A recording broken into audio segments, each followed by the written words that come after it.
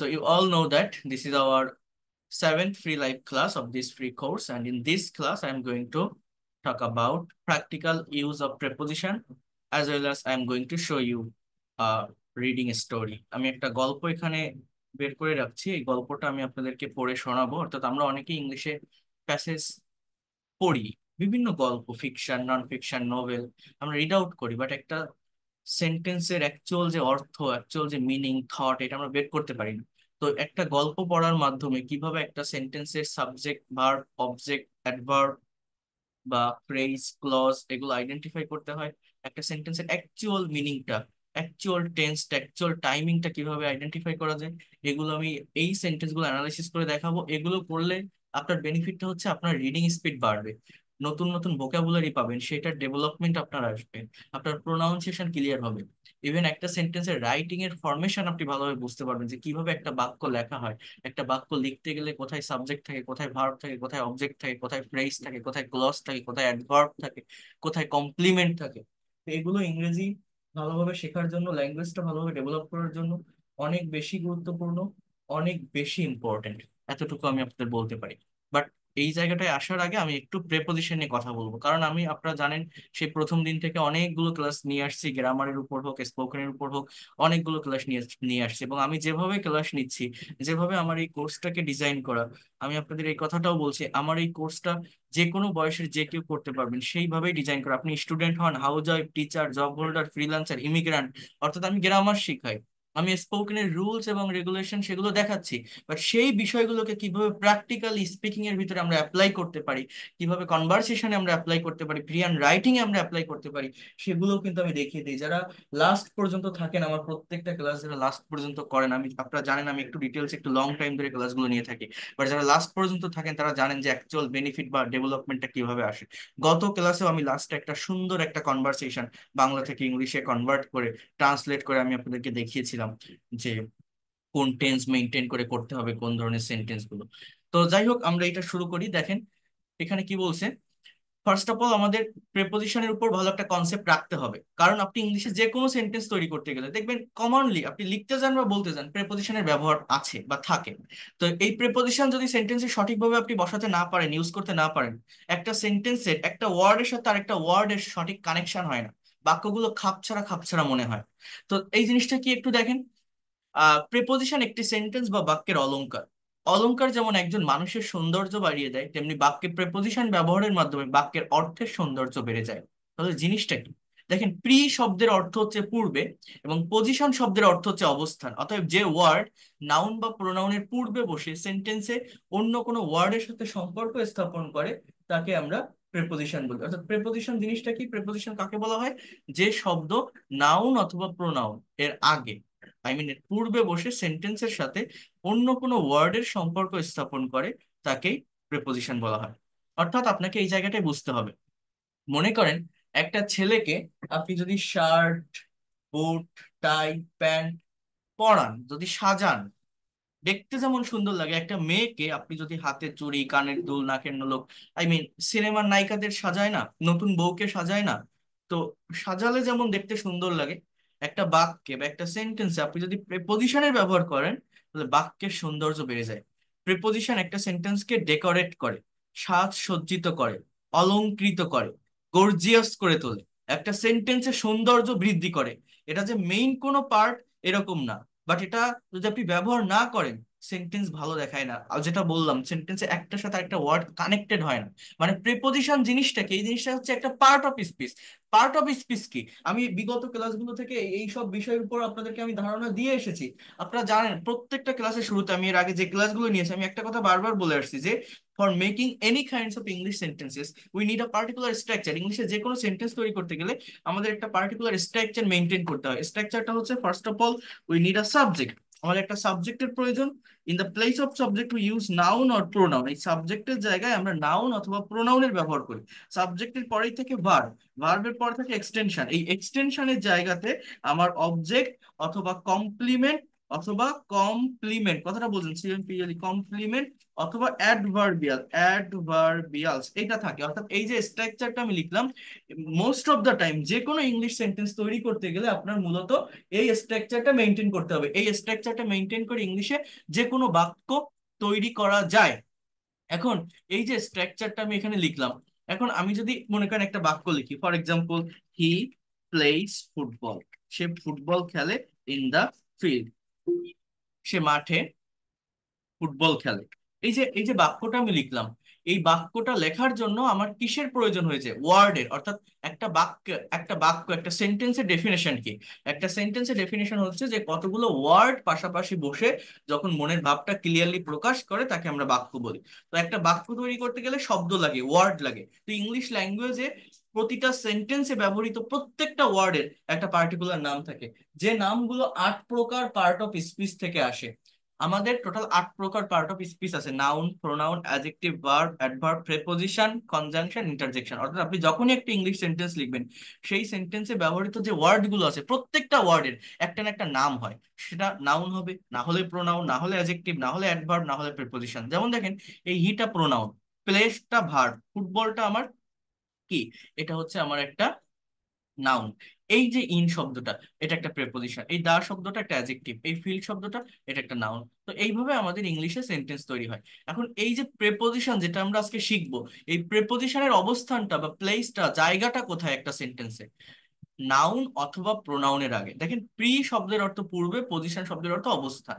তাহলে কোথায় অবস্থান? পূর্বে অবস্থান। কার পূর্বে? নাউন বা প্রোনাউনের পূর্বে। অর্থাৎ একটা সেন্টেন্সে নাউন প্রোনাউন কোথায় থাকে? সেন্টেন্সের শুরুতে বা শেষে থাকতে পারে। যেমন দেখেন, এই হি, এটা আমার সাবজেক্ট, এটা প্রোনাউন। আবার এই যে স্কুল অ্যাজ এ ওয়ার্ড, এটা একটা নাউন। তাহলে এর আগে দেখেন এই যে টু বসছে, এইটা আমার preposition, we live on rice. অর্থাৎ প্রেপোজিশনটা মোস্ট অফ দ্য টাইম আমার অবজেক্টের স্থানে যে নাউন বা প্রোনাউন থাকে তার আগে বসে। দেখেন, I come from UK, UK means United Kingdom, তো এর আগে ফ্রমটা বসছে, তো এইটা আমার প্রেপোজিশন। তো এই প্রেপোজিশনের সঠিক যে প্লেস, সঠিক যে অবস্থান, এটা আমার বুঝতে হবে। যদি নাউন প্রোনাউন না থাকে তাহলে কিন্তু সে সেন্টেন্সে প্রেপোজিশন হবে না। যেমন মনে করেন আমি যদি বলি, হি লিভস ইন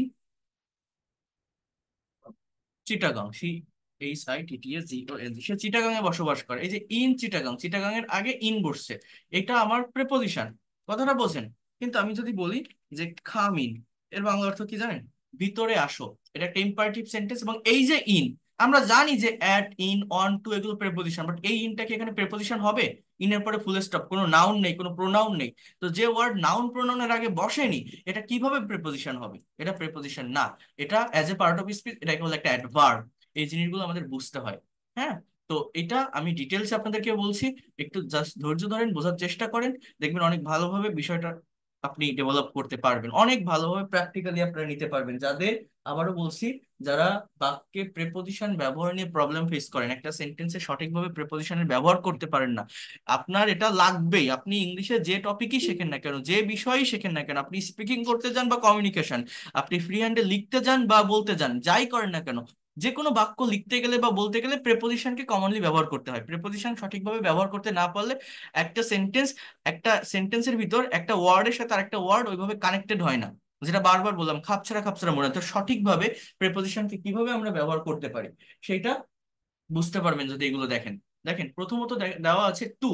এটা মোস্ট কমনলি এই প্রেপোজিশনটা আমরা ইউজ করে থাকি যে কোনো সেন্টেন্সে। যেমন দেখেন এর অর্থটা কেমন। প্রেপোজিশনের এখানে দেওয়া আছে প্রেপোজিশন ডিকশনারি, অর্থাৎ প্রেপোজিশনের নির্দিষ্ট কোনো অর্থ নেই, সার্টেন কোনো মিনিং হয় না, বাট একটা প্রেপোজিশন যে অর্থগুলো বা যে ধরনের সেন্স দিয়ে থাকে মেইনলি, সেটা আমি এখানে একটু লেখার চেষ্টা করেছি এবং এইগুলো নিয়ে একটু ডিটেলসে আমি আপনাদের সামনে বলবো। আগে এইটা একটু দেখেন, এইটা দেখলে আমাদের এই জায়গাটা বুঝতে সুবিধা হবে। এখানে আমাদের প্রেপোজিশনের নিয়ম দেওয়া আছে, এখানে 30টা রুলস দেওয়া আছে এবং সুন্দর করে বাংলা, ইংলিশ, উদাহরণ সবকিছুই দেওয়া আছে। বাট এই জায়গাটায় আমি আসবো, এটা পড়াবো। এইটায় আসার আগে আমি যেটা নিয়ে আলোচনা করতে চাচ্ছি, এইটা যদি একটু দেখেন তাহলে ওই জায়গাটা বোঝা অনেক বেশি সহজ হয়ে যাবে, অনেক ইজি হয়ে যাবে। তো এইখানে এটা আমি আমার মতো করে লিখছি প্রেপোজিশন ডিকশনারি। মূলত প্রেপোজিশন গুলোর কোনো অর্থ হয় না, আমি আবারও বলছি, কোনো মিনিং দেয় না। বাট তারপরেও যে ধরনের, মানে যে কথাগুলো প্রকাশের জন্য একটা সেন্টেন্সে প্রেপোজিশন ব্যবহার হয়ে থাকে, সেইটা আমি এখানে আপনাদেরকে বলার চেষ্টা করবো। যেমন দেখেন, টু, নির্দিষ্ট দিকে, প্রতি বা পর্যন্ত বোঝাতে টু প্রেপোজিশন বসে। টু এর ব্যবহারটা কোথায় হয় বললাম? কোনো দিকে যাওয়া বোঝাতে বা কারো প্রতি বা পর্যন্ত বোঝাতে টু প্রিপোজিশনের ব্যবহার ইংলিশে হয়ে থাকে।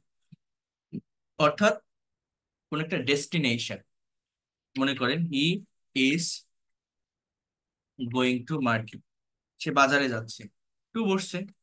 I am going to school, আমি স্কুলে যাচ্ছি, টু বসছে। এরকম কোনো দিকে যাওয়া বোঝাতে আমার টু প্রেপোজিশনের ব্যবহার হয়। আর একটা হচ্ছে কারো প্রতি বা পর্যন্ত। মনে করেন আমি যদি এরকম একটা সেন্টেন্স বলি যে হি কামস টু মি, এর বাংলা অর্থটা কি জানেন? সে আমার কাছে আসে। টু মি, আমার কাছে। এই যে কারো দিকে আসা, কারো কাছে আসা, কারো প্রতি বা পর্যন্ত বোঝাতেও আমার এই টু প্রেপোজিশনটা বসে। আমি এই জায়গাটা নিয়ে আরো বলতেছি, জাস্ট একটু ওয়েট করেন। আমাদের প্রেপোজিশন শিখতে গেলে একটার সঙ্গে একটা কম্পেয়ার করতে হয়। যেমন দেখেন এর পরে এখানে একটা প্রেপোজিশন লেখা আছে, এর পরে সেটা হচ্ছে টুয়ার্ডস। এটা একটু দেখেন তো, এটা অনেকে জানেও না যে এই জিনিসটা একটা প্রেপোজিশন, অনেকে এই ওয়ার্ডটা সম্পর্কে আনফ্যামিলিয়ার বা অনেকটা অপরিচিত। দেখেন এই টুয়ার্ডস এর ব্যবহারটা কোথায় হয় জানেন? অনির্দিষ্ট কোনো গন্তব্য বোঝাতে বা লক্ষ্য অর্জন করা বোঝাতে টুয়ার্ডস প্রেপোজিশনের ব্যবহার হয়। অনির্দিষ্ট কোনো গন্তব্য বা লক্ষ্য অর্জন মানে কি? এই টু এর সঙ্গে কম্পেয়ার করেন। সার্টেইন কোনো ডেস্টিনেশনকে যদি আপনি এক্সপ্রেস করতে চান, টু এর ব্যবহার হচ্ছে। But if you want to mention any kinds of uncertain destination, you need to use towards. অর্থাৎ বিষয়টা কেমন বা জিনিসটা কেমন আপনাকে বুঝতে হবে। Just try to understand here, ভালোভাবে মনোযোগ দিয়ে জায়গাটা বোঝার চেষ্টা করেন। মনে করেন আপনি বাড়িতে বসে আছেন, যে কোনো বিষয় দেখলে বা শিখলে প্র্যাকটিক্যালি শিখবেন, প্র্যাকটিক্যাল লাইফের সঙ্গে কম্পেয়ার করার চেষ্টা করবেন। আমি সবসময় সেইভাবেই শিখাই। মনে করেন আপনি বাড়িতে বসে আছেন, আপনার বাড়িতে ভালো লাগছে না, বিকালবেলা আপনার মনে হচ্ছে আমি যদি একটু বাড়ি থেকে বাইরে বের হতে পারতাম, রুমের বাইরে যেতে পারতাম, একটু ন্যাচারাল এনভায়রনমেন্টে আমি যদি যেতে পারতাম, আমার মনে হয় মনটা ভালো লাগতো, আমার মনে হয় একটু রিফ্রেশ লাগতো। তো এর জন্য মনে করেন আপনার বাসায় আপনার আব্বু আছে বা আম্মু আছে, আপনি কাউকে বলছেন, আপনার মাকে আপনি বলছেন যে মা আমি একটু বাজারের দিকে যাচ্ছি। বা আপনার বাড়ির পাশে একটা স্কুল আছে, খেলার মাঠ আছে, আপনি বলছেন যে আমি একটু খেলার মাঠে যাচ্ছি। অর্থাৎ মাঠের দিকে যাচ্ছি বা বাজারের দিকে যাচ্ছি। অর্থাৎ আপনি ঠিক বাজার পর্যন্ত যাবেন কিনা আপনি জানেন না, এটা আপনি বলতে পারেন না। আপনার এই যাওয়া বা আপনার এই ডেস্টিনেশনটা, এটা হচ্ছে আনসার্টেন, কোনো উদ্দেশ্য নেই। এই জায়গাটাকে মেনশন করার জন্য মূলত টুয়ার্ডস বসে। আমি জানি না আপনারা বুঝতে পারছেন কিনা বিষয়টা। মনে করেন আপনি বাসায় আছেন, আপনার বাসায় ভালো লাগছে না, আপনার মনে হচ্ছে যে আমি যদি একটু বাইরে থেকে ঘুরে আসতে পারতাম তাহলে মনে হয় ভালো হতো বা ভালো লাগতো। কথাটা একটু বোঝেন। এখন আপনার বাড়ির পাশে একটা বাজার আছে, আপনি সেখানে একটু ঘুরতে যেতে পারেন, বা একটা খেলার মাঠ আছে, আপনি সেখানে একটু যেতে পারেন। তার জন্য আপনি আপনার আম্মুকে বলছেন যে মা আমি একটু মাঠের দিকে যাচ্ছি। অর্থাৎ আপনি বাসা থেকে বের হবেন, আপনার মেইন উদ্দেশ্য হচ্ছে এইটা। এখন বের হয়ে আপনি মাঠ পর্যন্ত যেতেও পারেন, ভালো না লাগলে মাঝপথে ফিরেও আসতে পারেন। জাস্ট বলছেন যে আমি একটু মাঠের দিকে যাচ্ছি, আপনার ভালো লাগছে না তাই আপনি বের হয়েছেন। তো মাঠে যেতেও পারেন, নাও যেতে পারেন, মাঝপথে ফিরেও আসতে পারেন। তো আপনার এই যাওয়ার জায়গাটা, আপনার যাওয়ার ডেস্টিনেশনটা যদি আনসার্টেন হয়, অনির্দিষ্ট হয়, তখন টুয়ার্ডস প্রিপজিশনের ব্যবহার হয়। যেমন I am going towards field, আমি মাঠের দিকে যাচ্ছি। এই সেন্টেন্সটার বাংলা অর্থ হচ্ছে এরকম। বা I am going towards market, আমি বাজারের দিকে যাচ্ছি। অর্থাৎ কোন একটা দিকে যাওয়া বোঝাতে মূলত টু প্রেপোজিশন হয়, বা টু বসে সার্টেইন জায়গাকে মেনশন করার জন্য, সার্টেইন একটা ডেস্টিনেশনকে মেনশন করার জন্য। আর যাওয়ার জায়গাটা বা ওই দিকটা যদি আনসার্টেইন হয়, অনির্দিষ্ট হয়, ঠিক আপনি ওই জায়গাতে যাবেন কিনা আপনি আপনি জানেন না, তাহলে টু এর পরিবর্তে টুয়ার্ডস এই প্রেপোজিশনটার ব্যবহার করতে হবে। এটা হচ্ছে পার্থক্য। এখানে আরো আছে, এই বিষয়টা আমি আরো বলছি, ডিটেলসে নিচে দেওয়া আছে, বাট মেইনলি এই জায়গার জন্য এই দুইটা প্রেপোজিশনে ব্যবহার হয়। এরপর দেখেন অ্যাট, স্থান বা সময় বোঝাতে এবং নির্দিষ্ট সময়ের পূর্বে অ্যাট বসে। অর্থাৎ এই অ্যাট প্রেপোজিশনের সঠিক ব্যবহারটা কি, এটা আমাকে আগে বুঝতে হবে। এটা মূলত যে জায়গায় বসে সেটা হচ্ছে সার্টেন টাইম, বা ঘড়ির কাঁটার আগে অ্যাট বসে। এটা হচ্ছে অ্যাটের মেইন ব্যবহার। কোথায় বললাম? সময়। অর্থাৎ সার্টেন কোনো টাইম। মনে করেন আমি আপনাদের ক্লাস নিচ্ছি, ক্লাসের আগে বা আমার পেইড কোর্সে যারা থাকে, আমি যদি আপনাকে নোটিশ দিই যে আমি আজ রাত 10টায় আপনাদের ক্লাস নিব, এই কথাটা আমি ইংলিশে কিভাবে বলবো? আমি আজ রাত 10টায় আপনাদের ক্লাস নিব। দেখেন, I will take your class at 10 p.m. At 10 p.m. এই যে 10 p.m. অর্থাৎ সার্টেইন টাইম, ঘড়ির কাঁটা, 10টা, 11টা, 12টা, একটা, যে কোনো সার্টেইন টাইমের আগে বা নির্দিষ্ট সময়ের আগে এই অ্যাট প্রিপজিশন বসবে। সে সকাল 10টায় ইউনিভার্সিটিতে যায়, he goes to university at 10 a.m. এরকম সার্টেইন টাইমের আগে অ্যাট প্রিপজিশন বসে, এটা মনে রাখবেন। আরেকটা জায়গা হচ্ছে স্থান, মানে প্লেস কে মেনশন করার জন্য আমার এখানে মূলত যে কোনো জায়গা বোঝাতে অ্যাট অথবা ইন দুইটা প্রেপোজিশনের ব্যবহার হয়। বাট জায়গাটা যদি তুলনামূলক বড় হয় তাহলে ইন এর ব্যবহার হয়, ছোট জায়গা হলে অ্যাট এর ব্যবহার হয়। মনে করেন দেশ বা রাজধানী বা বড় কোনো শহর, এর আগে ইন বসতে পারে। আর ছোট ছোট জায়গা, স্টেশন, ইনস্টিটিউশন বা ভিলেজ, উপজেলা, ডিস্ট্রিক্ট, এরকম কোনো প্লেসের আগে you can use at as a preposition. জায়গার আগে অ্যাট বসে অথবা ইন বসে, বড় জায়গার আগে ইন বসে, ছোট জায়গার আগে অ্যাট বসে। সেটা কিভাবে হয় সেটাও আমি দেখাবো, জাস্ট একটু ওয়েট করেন। এরপর হচ্ছে দেখেন, ইন, এটা খুবই পাওয়ারফুল একটা প্রেপোজিশন। এই ইন প্রেপোজিশনটা অনেকগুলো মিনিং দিয়ে থাকে। এটা কেমন বা কিভাবে হয় জাস্ট বোঝার চেষ্টা করেন। মাস বা বছর, কোনো বড় স্থান, কোনো ভাষা বা বিষয় বা কোনো কিছুর মধ্যে বোঝাতে বা ভিতরে বোঝাতে ইন বসে। অর্থাৎ ইনের প্রথম ব্যবহারটা হচ্ছে মান্থ অর ইয়ার্স, এর আগে ইন বসে। মনে করেন সে জানুয়ারি মাসে জন্মগ্রহণ করেছিল, he was born, born in January, he was born in January, সে জানুয়ারি মাসে জন্মগ্রহণ করেছিল। অথবা আমি যদি বলি সে 1995 সালে জন্মগ্রহণ করেছিল, হি ওয়াজ বর্ন ইন 1995। এরকম যে কোনো মান্থ, মাস অথবা ইয়ার, সাল বা বছর, এর আগে ইন প্রিপোজিশন বসে। ইনের আরেকটা ব্যবহার হচ্ছে কোনো ভাষা বা বিষয় বোঝালে, কথাটা বুঝবেন, কোনো ভাষা বা বিষয় বোঝালে ইন বসে। ভাষা বলতে যেমন সে ইংরেজিতে কথা বলে, he speaks in English, he speak in English. এরকম সাবজেক্ট অথবা আহ মানে এটা তো ল্যাঙ্গুয়েজ, ভাষা, বা যে কোনো সাবজেক্টের আগে, মনে করেন সে বাংলায় অনার্স করছে, so he is studying in Bangla, সে বাংলায় পড়াশোনা করছে, অর্থাৎ বাংলা সাবজেক্ট নিয়ে সে পড়ছে। দেখেন এখানে একটা বিষয় আছে, আমরা অনেকেই আমাদের যে এডুকেশনাল কোয়ালিফিকেশন, এটা ইংলিশে ডিসক্রাইব করতে পারি না, অনেকেই পারি না কারেক্ট ওয়েতে, কারেক্ট প্রেপোজিশনে ব্যবহার করে। মনে করেন আপনি যে কোনো একটা জব এক্সাম ফেস করছেন, একটা ভাইবা ফেস করছেন, যে কোনো জবের ভাইবা হোক, বা যে কেউ আপনাকে এই বিষয়টা জিজ্ঞাসা করছে যে হোয়াটস ইউর এডুকেশনাল কোয়ালিফিকেশন, আপনার শিক্ষাগত যোগ্যতা কি, হোয়াটস ইউর এডুকেশনাল কোয়ালিফিকেশন। এখন আপনি মনে করেন কোনো একটা কলেজ থেকে পড়াশুনো করছেন বা কোনো একটা ইউনিভার্সিটিতে পড়াশুনো করছেন, এখনো বের হননি, পড়াশোনা এখনো শেষ করেননি, রাইট নাও আপনার পড়াশোনাটা চলতেছে, এখনো গ্রাজুয়েশন কমপ্লিট হয়নি, তাহলে এই কথাটা আপনি ইংলিশে কিভাবে বলবেন? এটা অনেকেই বলতে পারেন। মনে করেন আমি যদি আপনাকে প্রশ্ন করি যে হোয়াটস ইউর এডুকেশনাল কোয়ালিফিকেশন, এখন আপনি আমাকে বলছেন যে আমি ঢাকা বিশ্ববিদ্যালয় ইংলিশে অনার্স করছি, বা আমি ইডেন মহিলা কলেজ থেকে ম্যানেজমেন্টে মাস্টার্স করতেছি। এই যে কথাটা আমি বাংলায় বললাম, এইটাকে আপনি কি ইংলিশে বলতে পারেন সঠিকভাবে, সঠিক গ্রামার মেনটেন করে? এটা অনেকেই পারেন। অনেকে বলে দেখেন, I am studying department of Bangla, Bangla university of Dhaka, he is studying department of English university of Kolkata. অর্থাৎ মানে ওয়ার্ডের সাথে যে ওয়ার্ডের কানেকশন, এই কানেকশনটা সঠিকভাবে করতে পারেন। অনেকেই পারে না, এটা সঠিক ব্যবহারটা জানেন। আর যারা পাশ করে বের হয়ে গেছেন অলরেডি, আমি এই বিশ্ববিদ্যালয় থেকে পড়াশোনা কমপ্লিট করেছি এই সাবজেক্টে, এটার ইংলিশ কি হবে বলতে পারেন? অনেকে এগুলো সঠিক গ্রামার মেনটেন করে বলতে পারে না। দেখেন, প্রেপোজিশন আপনারা শিখবেন এরকম, এই যে প্রেপোজিশন, এগুলো আপনারা বিভিন্ন বইতে পাবেন, সব জায়গায় পাবেন, রুলস রেগুলেশন পাবেন, বাট আমি যে কথাগুলো বলি, এর আগে প্যাসিভ ভয়েসেরও যে ক্লাসটা নিয়েছিলাম, গতকালও যে ক্লাসটা নিয়েছিলাম, এগুলো অনেক ইম্পর্টেন্ট। আমার এই কথাগুলো তো আপনি সব জায়গায় পাবেন না, আমার এই কথাগুলো আপনি সব জায়গায় পাবেন যেভাবে প্র্যাকটিক্যালি আমি এই বিষয়গুলোকে বোঝানোর চেষ্টা করি। এগুলো অনেকের হয়তো অধৈর্য লাগতে পারে এক কথা বারবার বলে, বাট এই জিনিসটা শিখতে হয়, এইটাই প্রয়োজন।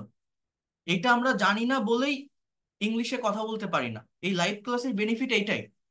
তাহলে আমি যদি বলি যে সে ঢাকা বিশ্ববিদ্যালয়ে ইংলিশ ইকোনমিক্সে অনার্স করছে বা ম্যানেজমেন্টে অনার্স করছে, এটার ইংলিশ কি হবে ভাবেন তো, আপনারা বলতে পারেন কিনা?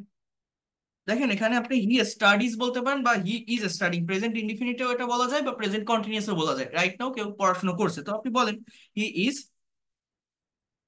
স্টাডিং। এইবার এটা বলার পর আপনি এরকম বলবেন না যে হি is studying university of Dhaka department of management, এইভাবে বলবেন না। আপনাকে প্রোগ্রামের নাম মেনশন করতে হবে। কথাটা বলছেন, প্রোগ্রামের নাম। প্রত্যেকটা সাবজেক্ট এক একটা প্রোগ্রামের আন্ডারে থাকে। যেমন আমি যদি ম্যানেজমেন্ট বলি, এটা কোন programme? BBA, bachelor of business administration. সে যদি ইংলিশে পড়ে বিএ, ব্যাচেলর অফ আর্টস। সে যদি ইকোনমিক্সে পড়ে BSS, bachelor of social science. প্রত্যেকটা সাবজেক্ট এক একটা প্রোগ্রামের আন্ডারে থাকে না? এইগুলো মেনশন করতে হয় কেন জানেন? আপনি যদি বাইরের দেশের কোনো মানুষের সঙ্গে কমিউনিকেট করেন, বাইরের কান্ট্রির কারোর সঙ্গে কমিউনিকেশন করেন, সে যদি কোনো একটা বায়ার্সের সাথে আপনি কথা বলছেন, ফ্রিল্যান্সিং করেন আপনারা, সে যদি আপনার এডুকেশনাল কোয়ালিফিকেশন জানতে চায়, তো আপনি যদি এরকম বলেন I am studying in English at Dhaka college, তো এখন ঢাকা কলেজে আপনি অনার্স পড়েন না মাস্টার্স পড়েন নাকি ইন্টার পড়েন, সে কি বুঝবে? বুঝবে না তো। কারণ সব দেশের এডুকেশনাল যে লেভেল, এটা তো আর সেম না। তো এই জন্য যদি প্রোগ্রামের নামটাকে মেনশন করেন, অন্য যে কোনো দেশের লোক বুঝতে পারে যে আপনি ঠিক কোন পর্যায়ে আছেন। তো এই জন্য এইভাবে কথা বলবেন, হি ইজ স্টাডিং। তাহলে আপনি কি বলতে পারেন যে বি বি এ, এখানে ব্র্যাকেট আপনি এখানে অনার এই নো আর অনার্স এরকম বলতে পারেন। বলার পর কি, আপনি যে সাবজেক্টে পড়ছেন সেই সাবজেক্টটা আগে মেনশন করবেন এবং সাবজেক্টের আগে ইন প্রেপোজিশন দিবেন। বারবার বলছি, মনে করেন in management, he is studying BBA in management. এরপর প্রতিষ্ঠানের আগে, ইনস্টিটিউশনের আগে, আমি এই কলেজে পড়ি, এই ভার্সিটিতে পড়ি, প্রতিষ্ঠানের আগে মনে রাখবেন অ্যাট প্রেপোজিশনের ব্যবহার করতে হয়। At, at. যে কোনো অফিস, আদালত, bank, court, company, any kinds of institution, bus stand, train station, stadium, এই ধরনের কোনো প্লেসের আগে অ্যাট প্রেপোজিশন ব্যবহার করেন। তাহলে অ্যাট ইউনিভার্সিটি অফ ঢাকা। তাহলে he is studying BBA honours in management at university of Dhaka. I am studying BA honours in English at university of Dhaka. So এরকম মনে রাখবেন, সাবজেক্টের আগে ইন এবং আমার প্রতিষ্ঠান বা ইনস্টিটিউশনের আগে অ্যাট প্রিপজিশন আমি ইউজ করব, এটা মনে রাখবেন। এবার যে যেভাবে পড়াশোনা করেন এখানে এইভাবে ইউজ করবেন, মিলাই নেন। আর যারা অলরেডি পাশ করে বের হয়ে গেছেন, সেখানে আপনি কি করবেন? প্রেজেন্ট পারফেক্ট টেন্সের ব্যবহার করতে হয়। মনে করেন সে ঢাকা বিশ্ববিদ্যালয় থেকে ম্যানেজমেন্টে মাস্টার্স কমপ্লিট করেছে, তাহলে এই কথাটা আমি আবার ইংলিশে কিভাবে বলবো? দেখেন, বা আমি করেছি, তাহলে I have completed, I have completed. এইবার ওই ডিগ্রিটার নাম মেনশন করেন, এমবিএ, বা জাস্ট এখানে গ্রাজুয়েশন বললেও হয়ে যায়, বোঝা যায় I have completed my graduation. So I have completed MBA, এইভাবে বললে সেটা বেশি প্রফেশনাল হয়, বেশি অ্যাপ্রোপ্রিয়েট হয়। আই হ্যাভ কমপ্লিটেড এমবিএ, ব্র্যাকেটে মাস্টার্স লিখতে পারেন, না লিখলেও সমস্যা নেই, ইন ম্যানেজমেন্ট। এরপর কি, এখানে অ্যাড ব্যবহার করবেন না, যেহেতু আপনি সেই প্রতিষ্ঠানটা বা সেই ইনস্টিটিউশন থেকে আপনি পাশ করে বের হয়ে গেছেন। তো আপনার এখানে থেকে অর্থাৎ বিচ্যুতি অর্থে ফ্রম প্রেপোজিশন ব্যবহার করতে হয়, from university of Dhaka, from university of Dhaka. তাহলে I have completed my graduation in English from Dhaka college, from Eden Mohila college. So এরকম আপনি একটা জায়গা থেকে পাশ করে বের হয়ে গেছেন, I have completed my graduation আর post graduation from this college. তো ফ্রম এর ব্যবহার করবেন। বাট রাইট নাও পড়াশোনা করতেছেন কোন একটা জায়গায়, কোন একটা প্রতিষ্ঠানে, সেই প্রতিষ্ঠান বা ইনস্টিটিউশনের আগে অ্যাট প্রিপোজিশনের ব্যবহার করবেন। আরেকটা কথা বলি, আমি এই জায়গা থেকে অনার্স করেছি, মাস্টার্স করেছি, এটা প্রেজেন্ট পারফেক্ট টেন্সে বলি। বাট যদি কোনো সালের মেনশন করেন, যদি কোনো বছর, কেউ যদি আপনাকে শুনে যে আপনি কত সালে এই বিশ্ববিদ্যালয় থেকে এটা কমপ্লিট করেছেন, অনার্সটা কমপ্লিট করেছেন বা মাস্টার্সটা কমপ্লিট করেছেন, তখন প্রেজেন্ট পারফেক্টে বলবেন না, পাস্ট ইনডিফিনিট টেন্সে বলবেন। অতীতের কোনো কথা যদি সার্টেন টাইম থাকে, তখন সেটা যত কাছাকাছি টাইমও হোক হোক না কেন, প্রেজেন্ট পারফেক্টে না বলে পাস্ট ইনডিফিনিট টেন্সে করতে হয়। অর্থাৎ আমি, এটা কত সাল? 2024। এখন আপনি যদি বলেন আমি 2023 সালে আমার গ্রাজুয়েশন কমপ্লিট করেছিলাম, করেছি করেছি, হ্যাঁ। এখন বাংলা দেখে মনে হচ্ছে প্রেজেন্ট পারফেক্ট টেন্স আমার বলতে হবে বা লিখতে হবে, বাট না। যদি আপনি ওই সালকে মেনশন করেন, তখন প্রেজেন্ট পাস্ট ইনডিফিনিট টেন্সে লিখবেন যে আই কমপ্লিটেড, আই কমপ্লিটেড। এরপর এরপর হচ্ছে আপনার মানে হ্যাভ কমপ্লিটেড না, মানে সাবজেক্ট প্লাস কি বলবেন, কি হয়, কোথায় যাচ্ছে, just wait a minute. I completed, এরপর কি, MBA in management from university of Dhaka, এভাবে দিয়ে এইখানে একটা সাল বসাবেন যে ইন 2023, মাস বা বছরের আগেও ইন প্রেপোজিশন বসে। এই জিনিসগুলো ব্রেনে রাখবেন। ইংলিশে স্পিকিং করতে গেলে, একটা প্রফেশনালি ভাইবা ফেস করতে গেলে, একটা প্রেজেন্টেশন দিতে গেলে এই জিনিসগুলো আমরা অনেকেই জানি না, এই ধরনের খুঁটিনাটি মিস্টেক গুলো আমাদের হয়ে থাকে। আবার আরো একটা বিষয় আমি বলি, জিনিসগুলো জেনে রান, আপনারা একটু জেনে রাখেন, এটা অনেক দরকার, অনেক ইম্পর্টেন্ট। এখানে দেখেন আমি লিখছি একটা সেন্টেন্স যে হি ওয়াজ বর্ন ইন 1995। আপনাদের মনে কি এই ধরনের প্রশ্ন কখনো জাগে যে এই ওয়াজ বর্ন কেন দিলাম? ওয়াজ এর পরে তো আমরা ভার্বের সঙ্গে আইএনজি বসাই, আইএনজি বসাই না? তাহলে ওয়াজ এর পরে এই বর্ন কার থেকে আসে জানেন? বিআর থেকে বর্ন, মানে জন্মগ্রহণ করা। তো ওয়াজ ওয়ার প্লাস ভি থ্রি, এটা কিন্তু প্রেজেন্ট ইনডিফিনিটেড প্যাসিভের স্ট্রাকচার। বাট এগুলো কি প্যাসিভ মনে হচ্ছে? প্যাসিভে তো বাই মি, বাই হিম এগুলো থাকে, বা এখানে তো সাবজেক্ট হি, সে জন্মগ্রহণ করেছে, তাহলে আমি প্যাসিভ কেন লিখবো, ওয়াজ বর্ন কেন লিখবো? এই ধরনের কোশ্চেন কখনো আপনাদের ব্রেনে আসে, কোনো মাথায় আসে? কারণ এগুলো লিখতে হয়। আপনি একটা ব্যাংক জব ফেস করতে যান, আপনি বিসিএস, অ্যাডমিশন টেস্ট, যে কোনো জায়গায়, বা যারা একাডেমিক লাইফে পড়াশোনা করেন, আপনি যদি কোনো কবি, কোনো লেখক, এদের জন্মসাল প্রকাশ করতে চান, এক্সপ্রেস করতে চান, ইভেন নিজের জন্মসাল, আমি আমি এত সালে জন্মগ্রহণ করেছিলাম, আপনি ইংলিশে বলেন তো পারেন কিনা? প্রকাশ করতে গেলে আপনার প্যাসিভ মেইনটেইন করতে হয়, অ্যাক্টিভের স্ট্রাকচারে হয় না। বাট কেউ মারা গেছে, সেটা অ্যাক্টিভে বলা যায়। কেন জানেন? দেখেন এই সেন্টেন্স গুলো দেখে কিন্তু কেউ বলবে না, বা আপনারও খোলা চোখে বা ফার্স্ট টাইম দেখে মনে হবে না এই জিনিসটা প্যাসিভ। বাট এটা কিন্তু প্যাসিভের structure, was were plus V three, এটা পাস্ট ইনডিফিনিট টেন্সের প্যাসিভের স্ট্রাকচার। এটা কেন থাকে জানেন? এটা থাকে মূলত এই কারণে, সাবজেক্ট এই যে হি, একটা মানুষ কখনো নিজে জন্মগ্রহণ করতে পারে না। একটা মানুষ জন্ম নেওয়ার সময় সে ইনঅ্যাক্টিভ থাকে, তাকে জন্ম দেওয়া হয়, তার মায়ের পেট থেকে সে বের হয়, তার মা তাকে জন্ম দেয়। অর্থাৎ যে কোনো কবি বলেন, লেখক বলেন, ইভেন নিজের যে কোনো মানুষের জন্মসাল ডেসক্রাইব করার জন্য, ইংলিশে লেখার জন্য বা বলার জন্য প্যাসিভ ভয়েস ইউজ করতে হয়, পাস্ট ইনডিফিনিট টেন্সে। কারণ কি, জন্মগ্রহণ করার সময় একটা মানুষ, এগুলো মনে হয় না, মানে সেন্টেন্সটা দেখলে মনে হবে না যে প্যাসিভ ভয়েস, সে জন্মগ্রহণ করেছে, সে কাজ করতেছে, সাবজেক্ট অ্যাক্টিভ, তো অ্যাক্টিভ সাবজেক্ট মনে হচ্ছে না। বাট না, কিন্তু প্যাসিভ। প্যাসিভের স্ট্রাকচারে আমাকে লিখতে হবে, কারণ কি, একটা মানুষ জন্মগ্রহণ করার সময় সে নিজে কিছু করে না, তাকে জন্ম দেওয়া হয়, তার মা তাকে জন্ম দেয়, অর্থাৎ সে ইনঅ্যাক্টিভ থাকে। বাট যে কোনো মানুষ নিজে নিজে মরতে পারে। সো কেউ মারা গেছে, এটা কিন্তু প্যাসিভে হয় না, আবার এটা অ্যাক্টিভে হয়। এই প্যাসিভ অ্যাক্টিভ বোঝেন? পাস্ট ইনডিফিনিট টেন্সের অ্যাক্টিভের স্ট্রাকচার কি? সাবজেক্ট প্লাস ভি টু, মানে ভার্বের পাস্ট ফর্ম প্লাস অবজেক্ট। আর প্যাসিভ কি? ওয়াজ were plus V three plus object. তাহলে আমি যদি বলি, মনে করেন রবীন্দ্রনাথ ঠাকুর 1861 সালে জন্মগ্রহণ করেছিল, ইংলিশটা কি? রবীন্দ্রনাথ, টিএজিওআরই, টাগোর ওয়াজ বর্ন, কিন্তু ওয়াজ বর্ন ইন 1861, তাই না? কিন্তু আমি যদি বলি তিনি 1941 সালে মারা গিয়েছিলেন, তাহলে এই কথাটা ইংলিশ কি হবে দেখেন? জাস্ট হি ডাই, মানে মারা যাও, এর পাস্ট ফর্ম ডাইড। এখানে কিন্তু কোনো ওয়াজ ওয়ার লিখিনি, সাবজেক্টের পর ভি টু, ডাই মানে মারা যাও, এর past form died. He died, সে মারা গিয়েছিল ইন 1941, সাল বা মাসের আগে ইন প্রেপোজিশন বসাবেন, ইন, ইন 1941। তাহলে কি বলছি, একজন ব্যক্তি নিজে নিজে মারা যেতে পারে, ব্যক্তি নিজে মারা যেতে পারে, বাট নিজে জন্মগ্রহণ করতে পারে না, তাকে জন্ম দেওয়া হয়। তো এই জন্য যে কোনো মানুষ, যে কোনো কবি, লেখক, সাহিত্যিক, এর জন্মসাল যদি আপনি ইংলিশে ডিসক্রাইব করতে চান, লিখতে চান, প্যাসিভ মেনটেন করে লিখতে হয়, অজ আর plus V three, Aja born. But মৃত্যু সাল অ্যাক্টিভে বলা যায়, কারণ একজন ব্যক্তি, মানুষ নিজেই মরে, নিজে মরতে পারে। যে কথাটা বললাম, কথাগুলো কি কেউ বুঝতে পারছেন আমি যেটা বললাম? এই জিনিসগুলো অনেক গুরুত্বপূর্ণ, অনেক ইম্পর্টেন্ট, বাট এগুলো সম্পর্কে আমাদের কনসেপ্ট থাকে না। এই লাইভ ক্লাস করার বেনিফিট হচ্ছে এটাই। হ্যাঁ, তো বুঝতে পারছেন যা বললাম? আমাদের যে এডুকেশনাল, আমাদের যে এডুকেশনাল কোয়ালিফিকেশনটা, এইটা কিভাবে বর্ণনা করতে হয়, এবং এই যে বললাম যে কোনো ব্যক্তির জন্মসাল বা মৃত্যুসাল কিভাবে, এর থেকে ভালো করে আর বোঝানো যায় না। এ যদি আপনি বুঝতে না পারেন, আপনি আর কোনো জায়গা থেকে বুঝতে পারবেন না।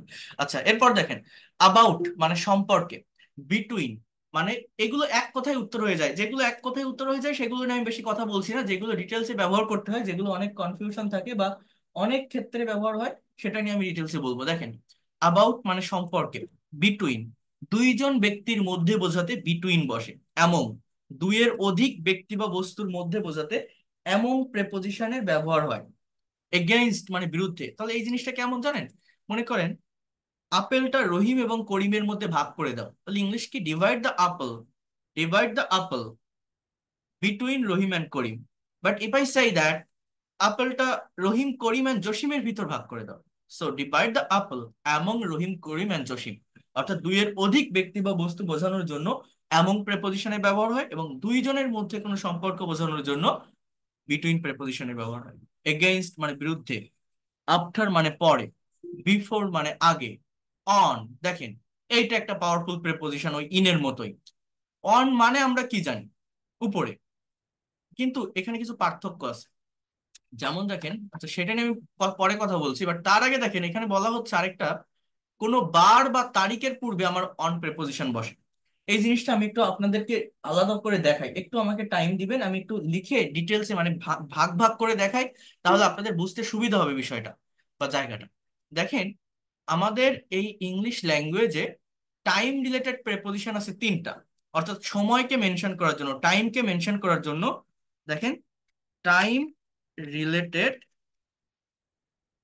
প্রেপোজিশন, এটা কি কি জানেন? এটা হচ্ছে অ্যাট, অন, আর একটা হচ্ছে ইন। এই যে তিনটা ওয়ার্ড, এদের অন্যান্য জায়গায় ব্যবহার আছে। অ্যাট জায়গার জন্য বসে, ইন সাবজেক্টের জন্য বা জায়গার জন্য বসে, অনটা মানে উপরে, অন্যান্য জায়গায় এদের ব্যবহার আছে। বাট এই তিনটা প্রেপোজিশনই আবার শুধুমাত্র সময়কে, টাইমকে মেনশন করার জন্য ব্যবহৃত হয়। কেমন জানেন? ওই যে অ্যাটের ব্যবহার কোথায়? সার্টেইন টাইম, ঘড়ির কাঁটা, একটা দুইটা তিনটা চারটা বারোটা একটা, এরকম ঘড়ির কাঁটার আগে অ্যাট বসে। যেমন মনে করেন সে সকাল 10টায় ইউনিভার্সিটিতে যায়, he goes to university at 10 AM। এইখানে হচ্ছে আমার অ্যাটের ব্যবহার হয়। আর অনের ব্যবহার বা ইনের ব্যবহারটা কোথায় হয়? আমি যদি বাংলা এরকম একটা সেন্টেন্স বলি, আপনি ইংলিশে করতে পারেন। 1952 সালে ভাষা আন্দোলন সংগঠিত হয়েছিল। আপনার ভাবেন তো এই সেন্টেন্সটা কি ইংলিশে বলতে পারেন কিনা? এটা প্যাসিভের সেন্টেন্স। আমি সবসময় প্যাসিভের উপর ফোকাস করি বা জোর দেওয়ার চেষ্টা করি, কারণ প্র্যাকটিক্যাল লাইফে অ্যাক্টিভের থেকে প্যাসিভকে বেশি ফেস করতে হয় ইংলিশে লিখতে গেলে বা কথা বলতে গেলে। তো এই সেন্টেন্সটা আপনি ইংলিশে করার চেষ্টা করেন তো, যেটা বললাম। 1952 সালে ভাষা আন্দোলন সংগঠিত হয়েছিল। দেখেন সেন্টেন্সটা এরকম, language, LANGUAGE, language movement was organized, ORGANIZED, language movement was organized in 1952। তাহলে এই যে সাল, ইয়ার্স মানে বছর, এর আগে কিন্তু ইন বসবে। এখন আমি যদি আরেকটা সেন্টেন্স বলি, ভাব, দেখেন তো ইংলিশে করতে পারেন কিনা। ফেব্রুয়ারি মাসে আন্তর্জাতিক মাতৃভাষা দিবস পালিত হয়, এটার ইংলিশ কি? ফেব্রুয়ারি মাসে আন্তর্জাতিক মাতৃভাষা দিবস পালন করা হয়, এই সেন্টেন্সটার ইংলিশ কি? দেখেন তো করতে পারেন কিনা। দেখেন, international mother language day, international mother language day is observed, OBSERVED, observed in February, in February। এখন এই যে 1952 সাল, এর আগে ইন প্রেপোজিশন বসছে, আবার ফেব্রুয়ারি মাস, মাস বা বছরের আগে ইন বসে, আর এই যে অন প্রেপোজিশন এটা বসে কোথায় জানেন? ডে অর ডেট, অর্থাৎ বার বা তারিখের পূর্বে। অর্থাৎ এই জায়গাটায় আমি যদি বলতাম 21শে ফেব্রুয়ারি আন্তর্জাতিক মাতৃভাষা দিবস পালন করা হয়, তখন আমি কিন্তু এখানে আর ইন লিখতে পারতাম না, আমার লিখতে হতো international mother language day is observe on 21 February, on 21 ফেব্রুয়ারি। তাহলে মাস বা বছরের আগে ইন বসে, সার্টেইন টাইমের আগে অর্থাৎ ঘড়ির কাঁটা অ্যাট বসে, আরেকটা কি বললাম? ডে অর ডেট অর্থাৎ বার বা তারিখের আগে অন বসে। তাহলে যদি বলি 16ই ডিসেম্বর বিজয় দিবস পালন করা হয়, ইংলিশ কি? Victory day is observe on 16 December.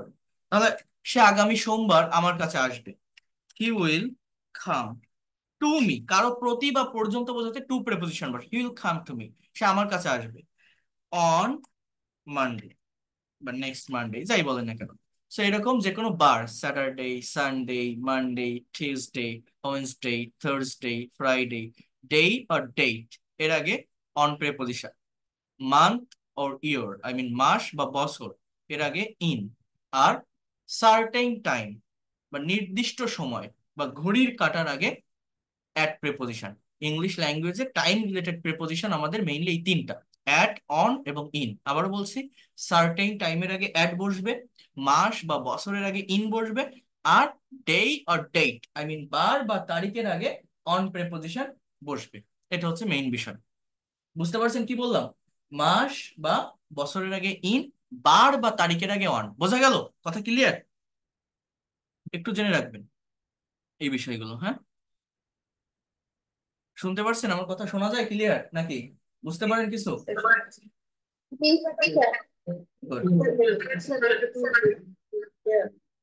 Okay, so এরপর দেখেন, আমরা আরেকটু সামনের দিকে এগোই। কোথায় ছিলাম? এই যে, এরপর দেখেন এখানে অন মানে বার বা তারিখের পূর্বে অন বসে, সেটা তো ঠিক আছে, বাট অনের অ্যাকচুয়াল মিনিংটা কি? অন বলতে আমরা কি বুঝি? বাংলা অর্থটা কি? অন মানে আমরা জানি উপরে। এইখানে দেখেন তিনটা প্রেপোজিশন আছে, এই তিনটা প্রেপোজিশনকে আমাদের একসঙ্গে কম্পেয়ার করতে হবে। সেটা হচ্ছে অন, অ্যাবোভ অ্যান্ড ওভার। এই তিনটা প্রেপোজিশনেরই একটা কমন মিনিং হচ্ছে উপরে। অর্থাৎ অন মানে উপরে, অ্যাবোভ মানে উপরে, ওভার মানে উপরে। But there are some difference. এগুলো বিভিন্ন competitive exam, bank job, BCS বা অ্যাডমিশন টেস্টে এসে থাকে। বিভিন্ন কম্পিটিটিভ এক্সামের এই মানে প্রেপোজিশন থেকে যদি কোশ্চেন আসে, এই জায়গাটা থেকে আসে। মানে অন মানে উপরে, অ্যাবোভ এর বাংলা অর্থ, এর একটা কমন মিনিং, সেটাও হচ্ছে উপরে। ওভার এর মানে উপরে, বাট এদের একটা পার্থক্য আছে। সেই পার্থক্যটা আমাদেরকে আইডেন্টিফাই করার ট্রাই করতে হবে। দেখেন, এই জিনিসগুলো খুবই ইম্পর্টেন্ট। সেটা হচ্ছে, স্থির বস্তুকে স্পর্শ করে উপরে বোঝাতে আমার মূলত অন প্রেপোজিশন বসে। স্থির বস্তুকে স্পর্শ করে উপরে বোঝাতে সেটা কেমন? মনে করেন আমি এখন আপনাদের ক্লাস নিচ্ছি, এখন আমার টেবিলের উপর এই যে একটা মোবাইল রাখা আছে, তো মোবাইলটা টেবিলের সঙ্গে স্পর্শ করে আছে। তো I can say that the mobile is on my table. বা আমার টেবিলের উপর একটা ল্যাপটপ আছে, the laptop is on my table. আমার টেবিলের উপর একটা পানির বোতল আছে, তো আমি এখানে বলতে পারি the bottle of water is on my table. এটা অনের অন কেন বলছি? কারণ এই সবগুলো জিনিস, আমার অবজেক্ট হচ্ছে এখানে টেবিল, টেবিলকে স্পর্শ করে আছে, টেবিলকে টাচ করে টেবিলের উপর আছে। আমার টেবিলের উপর এই যে একটা মাউস আছে, আপনারা দেখছেন, তো মাউসটা টেবিলকে টাচ করে আছে। So I can say that the mouse is on my table. অর্থাৎ অবজেক্টকে স্পর্শ করে যদি উপরে কোনো কিছু থাকে, তখন আমার অনের ব্যবহার হয়। আর এই অ্যাবভ মানে উপরে। বাট এটার পার্থক্য কি জানেন? অবজেক্টকে স্পর্শ না করে উপরে স্থির অবস্থায় যদি কোনো কিছু থাকে, সেখানে অ্যাবভের ব্যবহার হয়। মনে করেন এখন আমি আপনাদের ক্লাস নিচ্ছি, আমার মাথার উপর একটা এসি আছে, এয়ার কন্ডিশন আছে, বা মাথার উপর একটা কারেন্টের বাল্ব আছে, একটা লাইট আছে, বা একটা সিলিং ফ্যান আছে। সো এই জিনিসগুলো আমি কোথায় আছে বলছি? আমার মাথার উপরে আছে। বাট আমার মাথার সঙ্গে কি টাচ করে আছে? মাথার সোজা উপরে দেয়ালে লাগানো, অলে লাগানো। ওই যে লাইটটা দেখা যাচ্ছে, ফ্যানটা দেখা যাচ্ছে, এয়ার কন্ডিশনটা দেখা যাচ্ছে পিছনে, বাট ওগুলো কিন্তু মাথার সঙ্গে টাচ করে নেই, ওই দেয়ালের সঙ্গে লাগানো আছে। এখন আমি যদি বলি যে আমার মাথার উপর একটা লাইট আছে, ইংলিশটা কিভাবে বলবো? You have to say that the light is, just wait a minute, you have to say that the light is above my head, the ceiling fan is above my head. Ceiling ফ্যানটা বা লাইটটা আমার মাথার উপরে আছে, এটা আপনাদেরকে বলতে হবে। কথাটা একটু বোঝেন, একটু বিষয়গুলোকে মনোযোগ দিয়ে বোঝার বা নেওয়ার চেষ্টা করেন। হ্যাঁ, এটা এটা খুবই ইম্পর্টেন্ট, খুবই গুরুত্বপূর্ণ। তাহলে অবজেক্টকে স্পর্শ না করে উপরে যদি স্থির অবস্থায় কোনো কিছু থাকে, তাহলে আমার সেই জায়গাটাতে কিসের ব্যবহার হবে? মনে রাখবেন, অ্যাবভ। আর ওভারের ব্যবহারটা কোথায় হয়?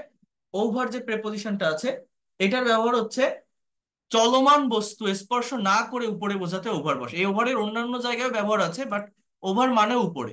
এখন এখানে পার্থক্যটা হচ্ছে, অবজেক্টকে স্পর্শ না করে উপরে চলমান থাকে, এবং অবজেক্টকে স্পর্শ না করে উপরে স্থির অবস্থায় থাকে।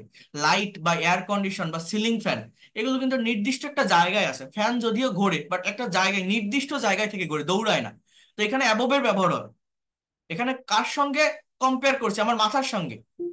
অর্থাৎ আমার মাথার সঙ্গে কিন্তু ওটা একটা সেপারেট দূরত্বে আছে, তো এখানে অ্যাবভ। আর ওভার হচ্ছে সেপারেট থাকবে বাট গতিশীল অবস্থায় থাকে।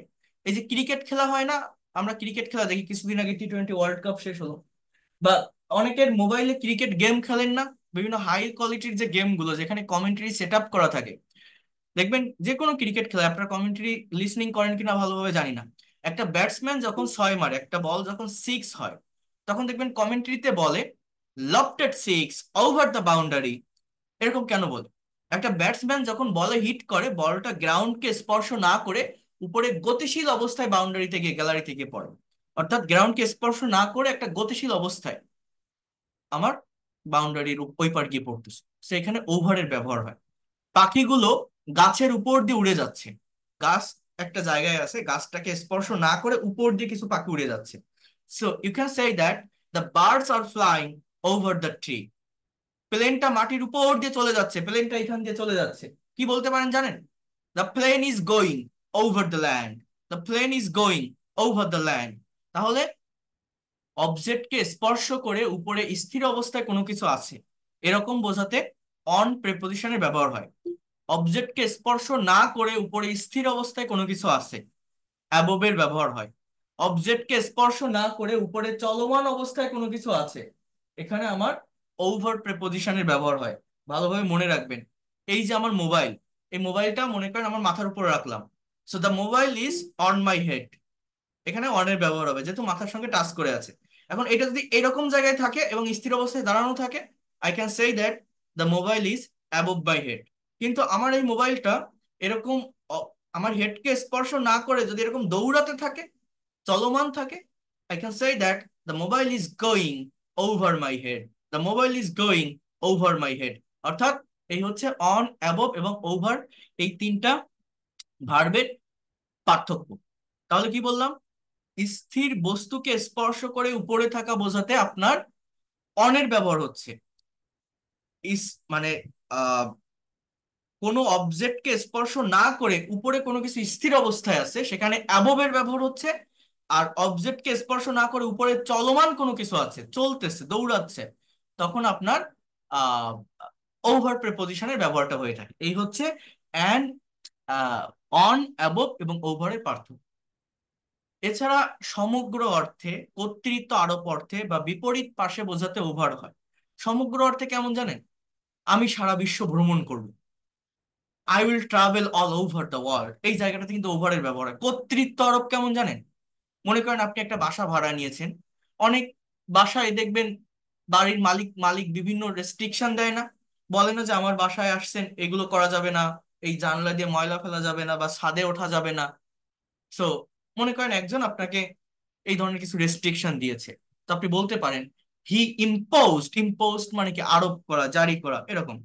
হি imposed many rules, R U L S, he imposed many rules over me. সে আমার উপর অনেক রুলস, অনেক নিয়ম জারি করেছে। হ্যাঁ, তো এইখানেও কিন্তু ওভারের ব্যবহার, অর্থাৎ কারোর উপর কর্তৃত্ব আরোপ করা অর্থে। আবার বিপরীত বা অন্য পাশে বোঝাতে ওভারের ব্যবহার হয়। এটা কেমন জানেন? মনে করেন আপনি একটা লোকের সন্ধানে গিয়েছেন। ফর এক্সাম্পল, আপনি একটা জায়গায় গেলেন, একটা মানুষকে খুঁজতে গেছেন, তার নাম রহিম। কাউকে জিজ্ঞাসা করছেন, তাদের গ্রামে গিয়ে তাদের ঠিকানাটা নিয়ে আপনি গেছেন যে can you tell me where does Rahim live here? রহিম এখানে কোথায় বসবাস করে? Where does Rahim live? আমাকে বলতে পারেন? এখন রহিমের কোন একটা প্রতিবেশীর কাছে আপনি সেটা শুনছেন। এখন সে আপনাকে বলছে যে রহিম তো নদীর ওই পারে থাকে। মনে করেন আপনি যেখানে গিয়েছেন, যে লোকের কাছে জিজ্ঞাসা করছেন তার বাসার সামনে একটা নদী আছে, নদীর ওই পারে সেই রহিমরা থাকে। সো এই কথাটা সে ইংলিশে কিভাবে বলবে জানেন? Rahim lives over the river, he lives over the bridge, he lives over the canal. সে নদীর ওই পারে বসবাস করে, সে রাস্তার ওই পারে থাকে, সে ব্রিজের ওই পারে থাকে, তারা খালের ওই পারে বসবাস করে। এই যে অন্য পাশে বোঝাতে ওভার প্রেপোজিশনের ব্যবহার হয়। কর্তৃত্ব আরোপ করা অর্থে ওভার প্রেপোজিশনের ব্যবহার হয়। সমগ্র অর্থে ওভার প্রেপোজিশনের ব্যবহার হয়। আরেকটা মেইন ব্যবহার কি বললাম? On, above and over. তিনটা প্রেপোজিশন, তিনটারই কমন মিনিং হচ্ছে উপরে। অন মানে উপরে, অ্যাবভ মানে উপরে, ওভার মানে উপরে। বাট এদের প্রত্যেকের একটা পার্থক্য আছে, সেটা হচ্ছে স্থির বস্তুকে স্পর্শ করে উপরে থাকা বোঝাতে অন, স্থির বস্তুকে স্পর্শ না করে উপরে থাকা মানে অবজেক্টকে স্পর্শ না করে উপরে স্থির অবস্থায় থাকা বোঝাতে অ্যাবভ, অবজেক্টকে স্পর্শ না করে উপরে চলমান অবস্থায় থাকা বোঝাতে ওভার প্রিপোজিশনে ব্যবহার হয়। এর থেকে ভালোভাবে আর এগুলো বোঝানো যায় না। যদি বুঝতে না পারেন কিছু করার নেই, আর বুঝতে পারলে, নিতে পারলে তো ভালো, আপনাদেরই বেনিফিট। এগুলো নেওয়ার চেষ্টা করেন। এগুলো কোনো বই থেকে ওইভাবে আপনি এতটা ডিটেলসে কেউ বলবে না, দেখাবেও না। হ্যাঁ, এই যে সময়টা এখানে দিচ্ছেন বা এই যে ফ্রিতে ক্লাসগুলো করে যাচ্ছেন, এই সময়টা আপনার লস হবে না, অনেক ভালো কিছু আপনি নিয়ে যেতে পারবেন একটা পেইড কোর্স থেকে। এখানে এখানে অনেকেই আছেন যারা অলরেডি বিভিন্ন জায়গায় পেইড কোর্স করেন। সেই পেইড কোর্স আর আমরা এই ফ্রি ক্লাস, এর আগেও তো ক্লাসগুলো নিয়েছি, ফ্রি ক্লাসগুলোর সঙ্গে কম্পেয়ার করে দেখবেন যে কতটা ইফেক্টিভ এই ক্লাসগুলো বা কত বেশি ইনফরমেশনে সমৃদ্ধ ছিল আমার এই ক্লাসগুলো। তো এই অন, অ্যাবভ এবং ওভার ব্যবহার, প্রেপোজিশনের ব্যবহারটা কি আপনারা তাহলে বুঝতে পারছেন সবাই? আমি কি বললাম, যে কথাগুলো বলছি নিতে পারছেন, বুঝতে পারছেন? হ্যাঁ।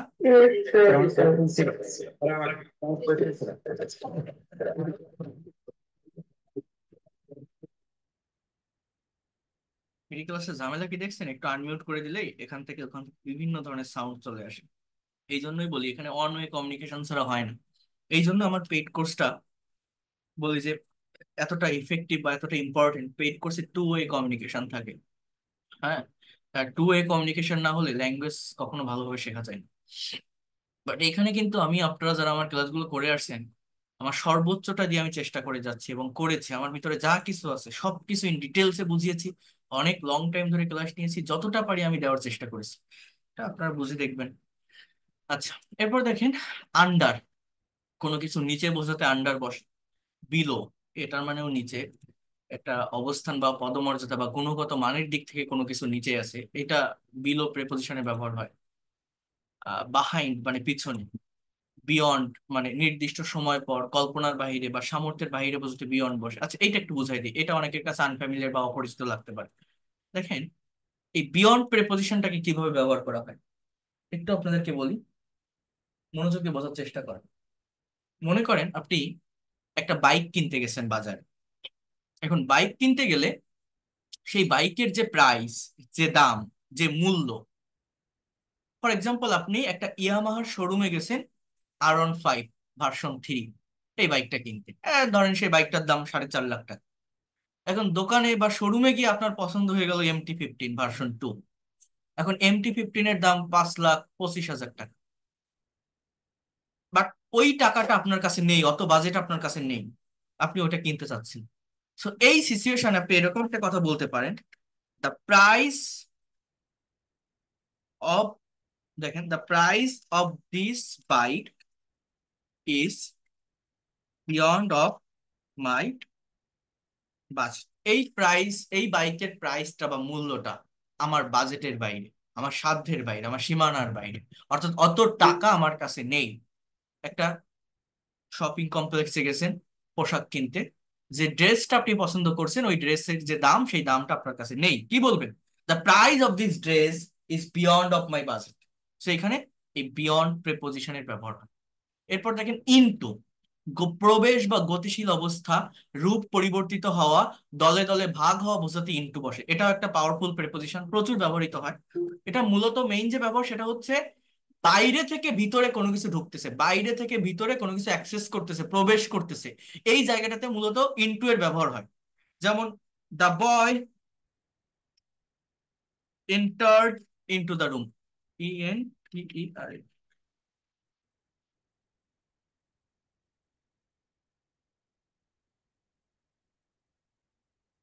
ছেলেটা রুমে প্রবেশ করলো, ছেলেটা রুমে প্রবেশ করলো, আমার কথাটা বোঝেন। The boy entered into the room, এই যে বাইরে থেকে ভিতরে একটা গতিশীল অবস্থায় কিছু আসছে বা কেউ ঢুকছে, এই জায়গাটাতে আমার কিন্তু ইনটু প্রেপোজিশনের ব্যবহার হচ্ছে। যেমন মনে করেন don't get into running train, চলন্ত ট্রেনে উঠো না। কি বললাম? Don't get into running train.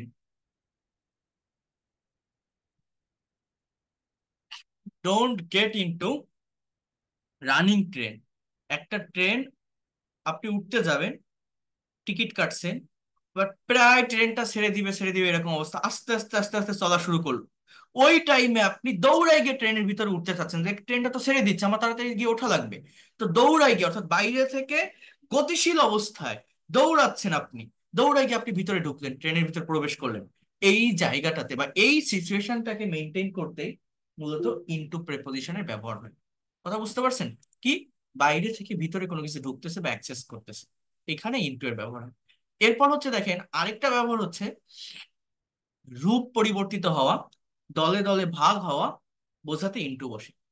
যেমন মনে করেন বাংলাদেশের একটা পলিটিক্যাল পার্টি আছে, জাতীয় পার্টি। এই জাতীয় পার্টির এখন তিনটা গ্রুপ। একটা হচ্ছে রওশন আরা এরশাদ, একটা রান করে বিদিশা এরশাদ, আরেকটা অপারেট করে জিএম কাদের। এখন আমি যদি বলি যে জাতীয় পার্টি তিনটা গ্রুপে বিভক্ত হয়ে গেছে, তিনটা গ্রুপে ভাগ হয়ে গেছে, আমার ইংলিশটা কি হবে বলতে পারেন? দেখেন, জাতীয় party has been divided, divided, এটা আমার main verb, has been divided into three groups, groups. জাতীয় party has been divided into three groups. They are divided into five groups. তারা পাঁচটা গ্রুপে ভাগ হয়ে গেছে বা বিভক্ত হয়ে গেছে। সো এরকম ভাবে দলে দলে ভাগ হওয়া বোঝাতে, কথাটা বোঝেন, রূপ পরিবর্তিত হওয়া বোঝাতে ইনটু প্রেপোজিশনের ব্যবহার হয়। আরেকটা কি, গতিশীল অবস্থা, বাইরে থেকে ভিতরে কোনো কিছু ঢুকতেছে, প্রবেশ করতেছে, এইটা বোঝানোর জন্য আমার এই ইনটু প্রেপোজিশনের ব্যবহার হয়ে থাকে। এরপর দেখেন উইথ, কোনো কিছুর সাথে বোঝাতে বা কোনো কিছু দ্বারা দিয়ে, এটা বোঝানোর জন্য আমাদের উইথ প্রেপোজিশনের ব্যবহার হয়। যেমন মনে করেন এই উইথ এর পরিবর্তে এখানে বাই আছে, বাই এর ব্যবহারটা ওইভাবে ব্যবহার করতে হয়। বাইটা একটা পাওয়ারফুল প্রিপজিশন, আমি ডিটেলসে দেখাচ্ছি এগুলো। মনে করেন আহ সে আমার সাথে যায়, হি গোস উইথ মি, উইথ মি। দেখেন এই উইথ মানে সাথে, আমরা জানি। এখন আমি মনে করেন এমন একটা সেন্টেন্স বলবো, আপনি আমাকে বলবেন যে কোনটা কারেক্ট হবে। এটা বিসিএস এর একটা কোশ্চেন। সেটা হচ্ছে সে তার শিক্ষককে বিয়ে করেছিল, মানে তার শিক্ষকের সাথে তার বিয়ে হয়েছিল। সেন্টেন্সটা হচ্ছে এরকম: she married to his teacher, or she married with, sorry, her teacher। এখানে টু হার টিচার হবে নাকি উইথ হার টিচার হবে? সেন্টেন্সের বাংলাটা হচ্ছে এরকম: তার শিক্ষক তার হাজবেন্ড, মানে সে তার শিক্ষকের সাথে বিয়ে করেছিল। হ্যাঁ, সে তার শিক্ষককে বিয়ে করেছিল, তার শিক্ষকই তার হাজবেন্ড। এখন এই কথাটা প্রকাশ করার জন্য আমি কোনটা ব্যবহার করব? She married with her husband, with her teacher, নাকি টু হার টিচার? এখন এই দুইটার ভিতরে আমার মূলত কোনটা হবে? কেউ বলতে পারেন she married to her teacher হবে নাকি উইথ হার টিচার হবে? উইথ, সে, বাংলাটা এরকম যে সে তার শিক্ষকের সাথে বিয়ে করেছিল, মানে তার শিক্ষকই তার হাজবেন্ড। হ্যাঁ, তাহলে টু কেন হবে বা উইথ কেন হবে? একজন বলছেন একজন বলছেন উইথ, একজন বলছেন টু। দেখেন এখানে আমি বলি টু আর উইথ এর ভিতর পার্থক্যটা কি। দেখেন, টু মানে কারো প্রতি বা পর্যন্ত বোঝায়, ওইখানে ছিল না কোনো দিকে যাওয়া বোঝাতে, কারো প্রতি বা পর্যন্ত বোঝাতে টু প্রেপোজিশনের ব্যবহার হয়, টু। আর উইথ প্রেপোজিশনের ব্যবহারটা কোথায় হয় জানেন? সাথে বোঝাতে। তার মানে দেখেন, বাংলা সেন্টেন্সটা হচ্ছে সে তার শিক্ষককে বিয়ে করেছিল, মানে তার শিক্ষকই কিন্তু তার হাজবেন্ড। বা বাংলাটা এইভাবে লেখা আছে সে তার শিক্ষকের সাথে বিয়ে করেছিল, মানে তার শিক্ষক তার হাজবেন্ড। কিন্তু ইংলিশে আপনি এখানে যখন ওই সাথে কথাটা আছে, আপনি উইথ দিচ্ছেন। বাট আপনি যদি উইথ ইউজ করেন, তাহলে তার মিনিংটা কেমন দাঁড়ায় জানেন? বাংলা অর্থটা এরকমই, সে তার শিক্ষকের সাথে বিয়ে করেছিল, বাট মিনিংটা এরকম হয় পাশাপাশি একটা অবস্থান দেয়। পাশাপাশি অবস্থান মানে, মনে করেন একটা মেয়ে বিয়ে করছে, মেয়েটা যেদিন বিয়ে করছে তার শিক্ষকও সেদিন বিয়ে করছে, বাট বিয়েটা কিন্তু মেয়েটা অন্য কোনো ছেলেকে বিয়ে করছে, তার যে শিক্ষক সে অন্য আরেকটা মেয়েকে বিয়ে করছে, বাট দুইজনের বিয়েটা একসাথে হচ্ছে, একদিনে হচ্ছে। বাট মেয়েটার হাজবেন্ড কিন্তু তার টিচার না। উইথ যদি আপনি ইউজ করেন তাহলে এইরকম একটা মিনিং দেয়। জানি না আমার কথাটা আপনারা বুঝতে পারছেন কিনা। উইথ মানে সাথে, বাট সাথে বলতে কারো ভিতরে ঢুকে যাওয়া না, কারো প্রতি বা পর্যন্ত না, পাশাপাশি একটা অবস্থান বোঝায় কিন্তু। এইখানে এমন একটা বাংলা সেন্টেন্স, এগুলো মানে কম্পিটিটিভ এক্সামের কোশ্চেনের কথা আমি বলছি। বাংলাটা এইভাবে লেখা আছে যে সে তার শিক্ষকের সাথে বিয়ে করেছিল, অর্থাৎ তার শিক্ষকই তার হাজবেন্ড ছিল। এটা ইংলিশে কি হবে? She married to her teacher না she married with her teacher? এখানে টু হার টিচার হবে, উইথ হবে না। টু হার টিচার মানে হচ্ছে সে তার শিক্ষককে বিয়ে করেছিল, মানে তার শিক্ষকই তার হাজবেন্ড। বাট আপনি যদি টু না দিয়ে আপনি যদি বলেন she married with her teacher, এর বাংলা অর্থটা এরকম যে সে তার শিক্ষকের সাথে বিয়ে করেছিল, কিন্তু মিনিংটা মানে ইন্টারনাল মিনিংটা চেঞ্জ হয়ে যায়। ইটার্নাল মিনিংটা এরকম দাঁড়ায়: সে যেদিন বিয়ে করেছিল তার শিক্ষকও সেদিন বিয়ে করেছিল, বাট সে হয়তো অন্য কোনো ছেলেকে করছে, তার শিক্ষক অন্য কোনো মেয়েকে করছে। পাশাপাশি, দুইজন আলাদা জায়গায় করছে, বাট দুইজনের বিয়ে একদিনে হয়েছে, এই ধরনের একটা মিনিং দেয়। সেখানে উইথ বসানো যাবে না, টু বসাতে হয়। এরপর দেখেন বাই, হ্যাঁ, অন্যের দ্বারা নির্দিষ্ট সময় পর বা একটি বস্তুকে আরেকটি বস্তুর পাশে বোঝাতে বাই এর ব্যবহার হয়। তো আমি দেখাবো, যেমন I write with this by this pen, বা I learn English by this technique, by maintaining this technique, এরকম ভাবে বাই এর ব্যবহার হয়। বা the table is 4 feet by 2 feet. এই এই ধরনের বিভিন্ন সেন্স বা সিচুয়েশন আছে যেখানে আমরা বাই প্রেপোজিশনটাকে ব্যবহার করে থাকি। বাট এটা আমরা ডিটেলসে যেটা দেখবো সেটাতে ভালোভাবে পাবো। এরপর আমরা আরেকটু সামনের দিকে আসি, খেয়াল করেন, আমাদের শেষ করতে হবে তো। ডিউরিং মানে কোনো সময় ধরে বা মুহূর্তে বোঝাতে, ফর মানে জন্য বা কারণ, এটা চতুর্থী বিভক্তি। এই প্রিপজিশন গুলো মূলত বিভক্তি, বাংলা গ্রামারে যে বিভক্তি আছে সেইটাই মূলত আমাদের এই প্রিপজিশন। এরপর হচ্ছে আপনার অফ, এখানে দেখেন দুটো অফ আছে। এই ফর বোঝেন, যেমন মনে করেন আমি তোমার জন্য কিছু করতে চাই, I would like to do something for you. হ্যাঁ, সে ভ্রমণের জন্য নেপাল গিয়েছিল, he went to Nepal for tour. সেরকম জাস্ট জন্য বোঝাতে ফর বসে, আর কিছুই না। Of, O double F. এখানে আরেকটা অফ আছে, সেটা হচ্ছে ও এফ। দুইটা অফের পার্থক্য কি? অফ বলি না, দরজাটা অফ করো, জানলাটা অফ করো, এই ও ডাবল এফ অফ মানে হচ্ছে অফ করা বা বন্ধ করা, ক্লোজ করা, স্টপ করা। ও ডাবল এফ অফ মানে বিচ্ছিন্ন অর্থে, মূল্য ছাড় অর্থে, কোনো কিছু থেকে পড়ে যাওয়া অর্থে এই অফ প্রেপোজিশন বসে। হ্যাঁ, কিন্তু ও এফ অফ এর মানে হচ্ছে এর, এর কারো অধিকারে কোনো কিছু থাকা বা কারো মালিকানায় কোনো কিছু থাকা বোঝাতে এই অফ এর ব্যবহার হয়। অধিকার বা মালিকানা, পজেস করা অর্থে এর, ষষ্ঠী বিভক্তি র, এর এই মিনিংটা দেয়। যেমন এই বাড়িটা কাঠের তৈরি, the house is made of wood, wood মানে কাঠ, অফ উড কাঠের। হ্যাঁ, এই ব্যাগটা চামড়ার তৈরি, the bag is made of leather, leather মানে চামড়া, অফ লেদার চামড়ার। এটা মিস্টার আজাদের car, this is the car of mister Azad, mister Azad of mister Azad. সেই অফ মানে এর, আর এই ও ডাবল এফ এই অফ মানে বন্ধ করা, ক্লোজ করা, মূল্য ছাড় অর্থে, কোনো কিছু থেকে পড়ে যাওয়া অর্থে। এখন আপন মানে ভিত্তির উপর বোঝায়, উইদিন কোনো নির্দিষ্ট সময়ের মধ্যে বা সীমানার মধ্যে বোঝাতে উইদিন বসে। এগুলো প্রচুর ব্যবহার হয় এই প্রেপোজিশনটা স্পোকেনে। এটা কেমন, মনে করো ওই যে একটা কথা বলছিলাম না, যে আপনার বাসায় ভাল লাগতেছে না, আপনি আপনার আম্মুকে বলছেন যে আমি একটু বাজারের দিকে যাচ্ছি বা আমি একটু মাঠের দিকে যাচ্ছি, কি বলছিলেন? যে I am going towards market, আমি একটু বাজারের দিকে যাচ্ছি। অর্থাৎ আনসার্টেন কোনো ডেস্টিনেশনকে মেনশন করা বোঝাতে আমরা টুয়ার্ডস প্রেপোজিশন বসাই। এখন আপনি আবার আপনার মাকে বলছেন যে আম্মু আমি একটু বাজারের দিকে যাচ্ছি, আমি 20 মিনিটের মধ্যে ফিরে আসবো, বা আমি 40 মিনিটের মধ্যে ফিরে আসবো। এই যে সার্টেন টাইমের মধ্যে একটা কাজ কমপ্লিট করা, এই জায়গাটাতে উইদিন প্রেপোজিশন বসে। যেমন I will come back within, I will come back, WITHIN, within 20 minutes. I will come back within 20 minutes. I am going towards market. I will come back within 20 minutes. আমি একটু বাজারের দিকে যাচ্ছি, আমি 20 মিনিটের মধ্যে ফিরে আসবো। সেরকম সার্টেইন টাইমের মধ্যে কোনো কিছু করা, নির্দিষ্ট সময়ের মধ্যে কোনো কিছু করা, এটা বোঝাতে উইদিন প্রেপোজিশন বসে। উইদাউট মানে ছাড়া বা ব্যতীত। For example, fish can not live without water, মাছ পানি ছাড়া বাঁচতে পারে না। Also we can not live without water, right, from মানে হতে বা থেকে। তো এইগুলো হচ্ছে মূলত প্রেপোজিশন। এই যেটা দেখালাম, এই মানে যেগুলো নিয়ে আমি মেইনলি আলোচনা করলাম বা বেশি আলোচনা করলাম, এইগুলোই আপনাদের জানতে হবে, এর বাইরে আর কিছু না। এবং এগুলো জানার পর আমার এই পিডিএফটা আমি পাঠিয়ে দিব আপনাদের, পারলে ভালোভাবে পড়বেন, চেষ্টা করবেন। প্রেপোজিশন একদিনে কাভার করা যায় না। আমার পেইড কোর্সে যারা আসে, আমি ভেঙে ভেঙে ধীরে ধীরে সিরিজ বাই সিরিজ প্রত্যেকটা বিষয় পড়াই। আর আমি তো আপনারা দেখছেন গত ক্লাস আমি নিয়েছিলাম রিডিং প্যাসেজ অ্যানালাইসিস। আমি আমার স্টুডেন্টদেরকে প্রচুর পরিমাণে প্র্যাকটিক্যাল প্যাসেজ অ্যানালাইসিস করাই, বা ওই প্যাসেজ যদি আপনি অ্যানালাইসিস করতে না পারেন, আপনি কখনোই ডেভেলপ করতে পারবেন না। এবং এই প্রেপোজিশন মানে গতানুগতিক ধারায় মুখস্থ করার কাজ না, মুখস্থ করলে কতক্ষণ ব্রেনে থাকে একটা জিনিস, বাট যদি প্র্যাকটিক্যালি দেখেন, আপনি যদি একটা প্যাসেজ অ্যানালাইসিস করেন, ওইখানে যে প্রেপোজিশনটা থাকে আমি কিন্তু স্মরণ করে দিই, দেখেন এইখানে এই প্রেপোজিশনকে ব্যবহার করা হয়েছে এবং এটা কিন্তু এই জন্য করা হয়েছে। এইভাবে কিন্তু আমি ওই বিষয়গুলোকে স্মরণ করিয়ে দেয় প্রত্যেকটা স্টুডেন্টকে। তো এইভাবে ডে টু ডে লাইফে মানে রেগুলার ওয়েতে ডেভেলপ করতে হয়, একদিনে এগুলো হয়ে যায় না, একদিনে হওয়া জিনিসও না এই প্রিপোজিশন।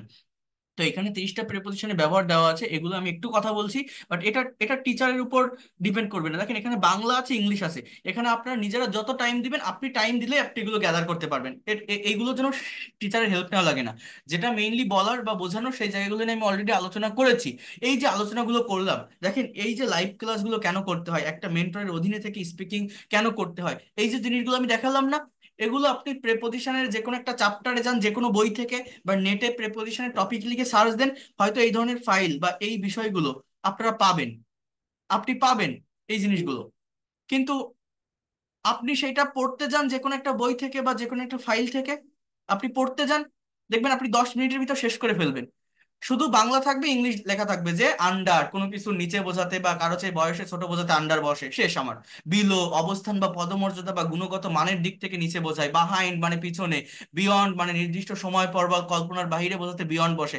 আমরা যারা বই থেকে ইংলিশ শিখি, প্র্যাকটিস করি বা পড়ি, আমরা এইভাবেই পড়ে যাই, দেখবেন আপনি এইভাবেই পড়ে যান। কিন্তু বাট এই যে আমি যে ক্লাসটা আপনাদের নিলাম, এক একটা প্রেপোজিশনকে যেভাবে প্র্যাকটিক্যাল কনটেক্সটের সঙ্গে এক্সাম্পলের সঙ্গে আমি আপনাকে বোঝালাম, এইভাবে কি আমরা কখনো সময় নিয়ে একটাকে এতটা সময় নিয়ে বোঝার চেষ্টা করি?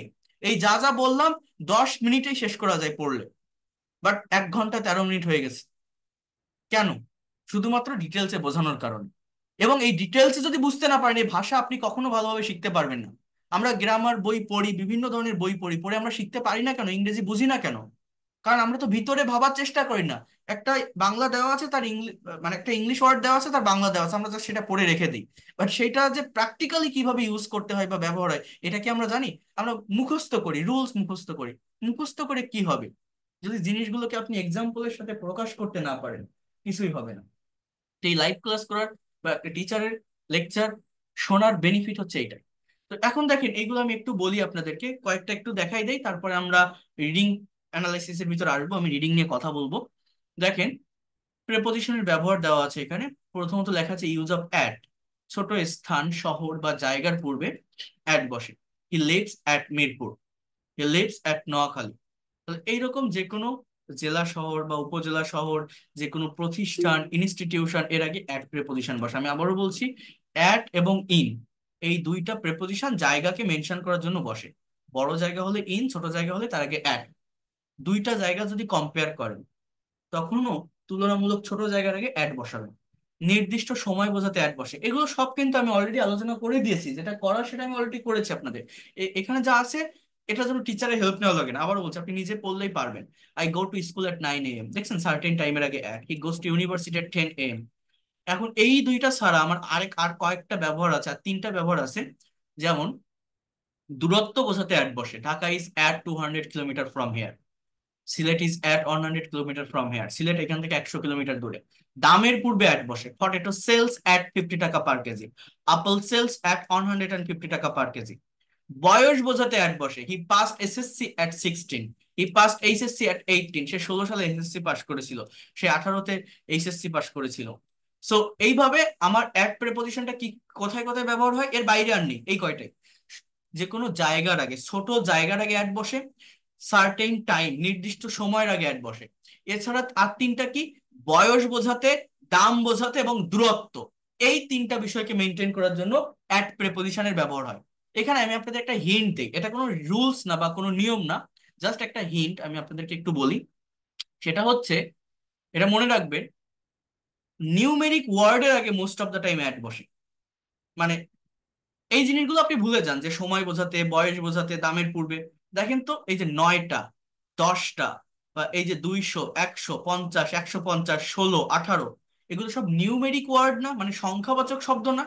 তো অ্যাট প্রিপোজিশনটা মোস্ট অফ দ্য টাইম এই ধরনের নিউমেরিক ওয়ার্ডের আগে বসে। এটা কিন্তু কোনো রুলস না, নিয়ম না, আমি জাস্ট আমার জায়গা থেকে একটা হিন্ট আপনাদের দিলাম। হ্যাঁ। তো এই বিষয়গুলো এইভাবে যদি একটু মনে রাখতে পারেন বা ভেবে রাখতে পারেন, এগুলো শেখা অনেক ইজি হয়ে যায় বা দ্রুত শিখে নিতে পারবেন।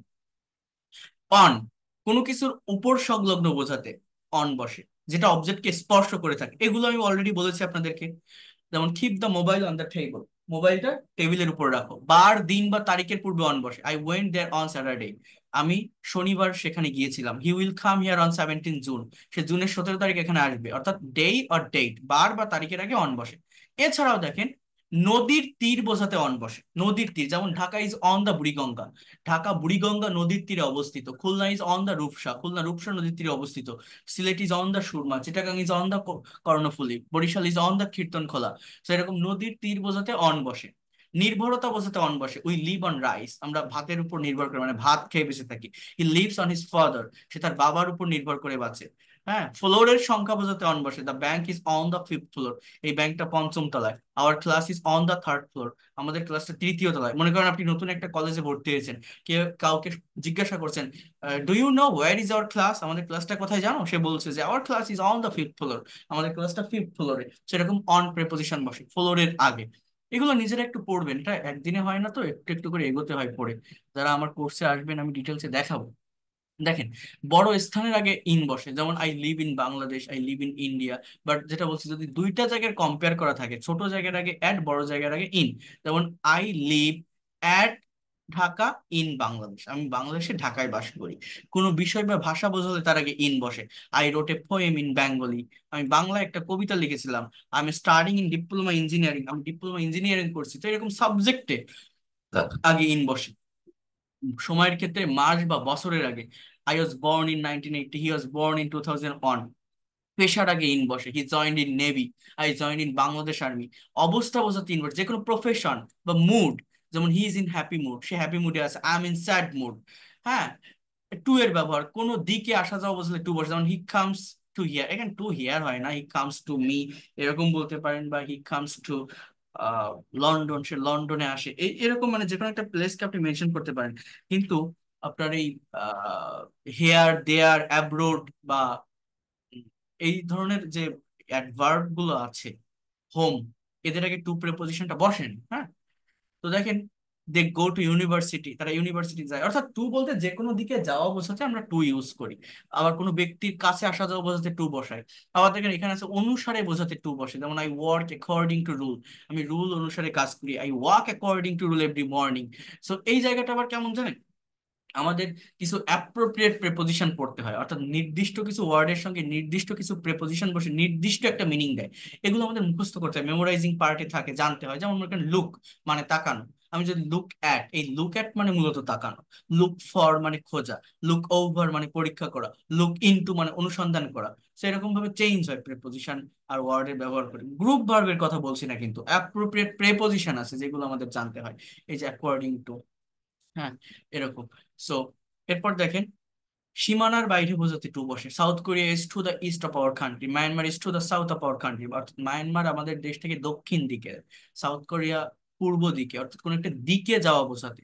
এরপর দেখেন অফ, যেটা বললাম অধিকার বা মালিকানা, this is the car of mister Azad, the briefcase is made of leather, leather মানে চামড়া, অফ লেদার মানে চামড়ার।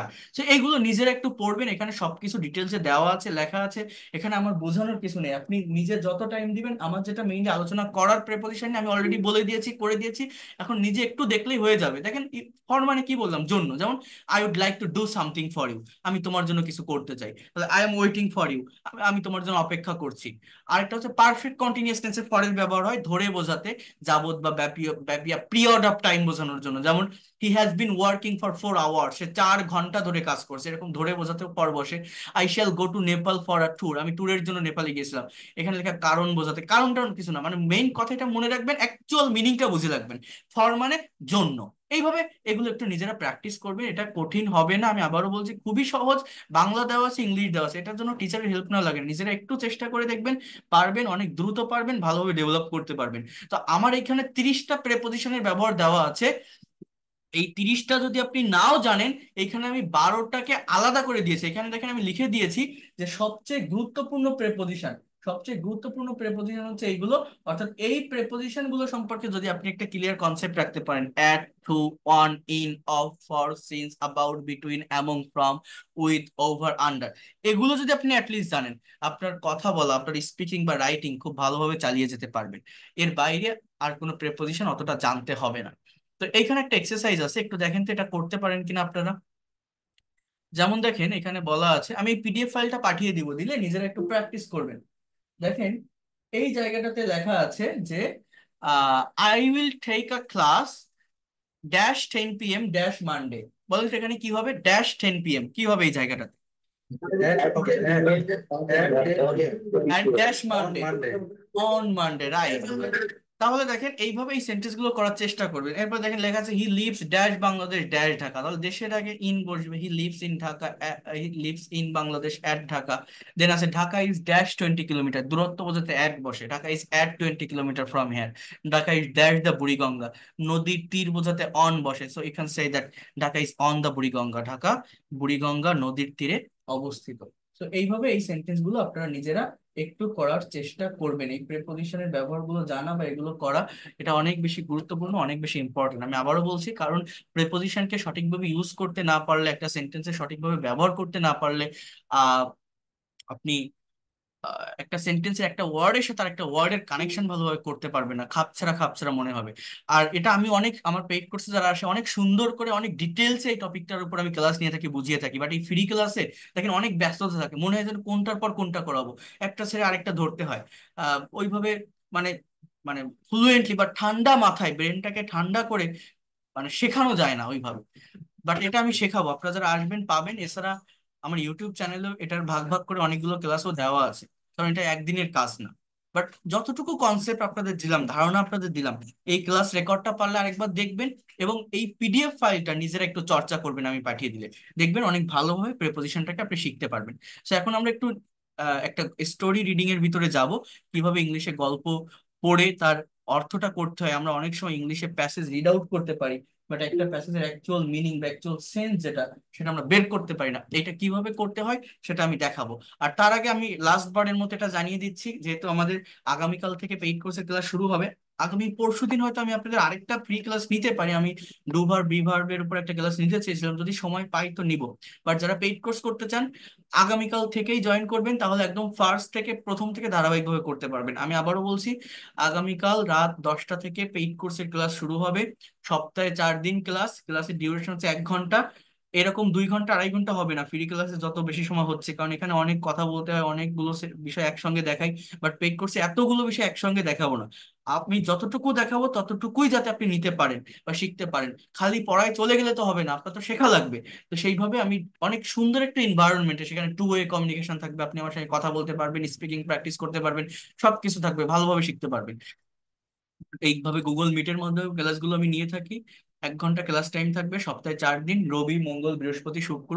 3 মাসের কোর্স, এবং 3 মাসের ভিতরে আপনি ইংলিশে এক্সপার্ট এবং ফ্লুয়েন্ট হতে পারবেন। সম্পূর্ণ ল্যাঙ্গুয়েজটা, basic grammar, spoken English, written writing, presentation, conversation, pronunciation, সবকিছু আপনি পারবেন। এবং যদি ক্লাস মিস করেন পরবর্তীতে যে কোনো নতুন ব্যাচে পড়তে পারবেন, তার জন্য আলাদা কোর্স ফি দিতে হবে না। আমার টোটাল কোর্স ফি 2,000 টাকা।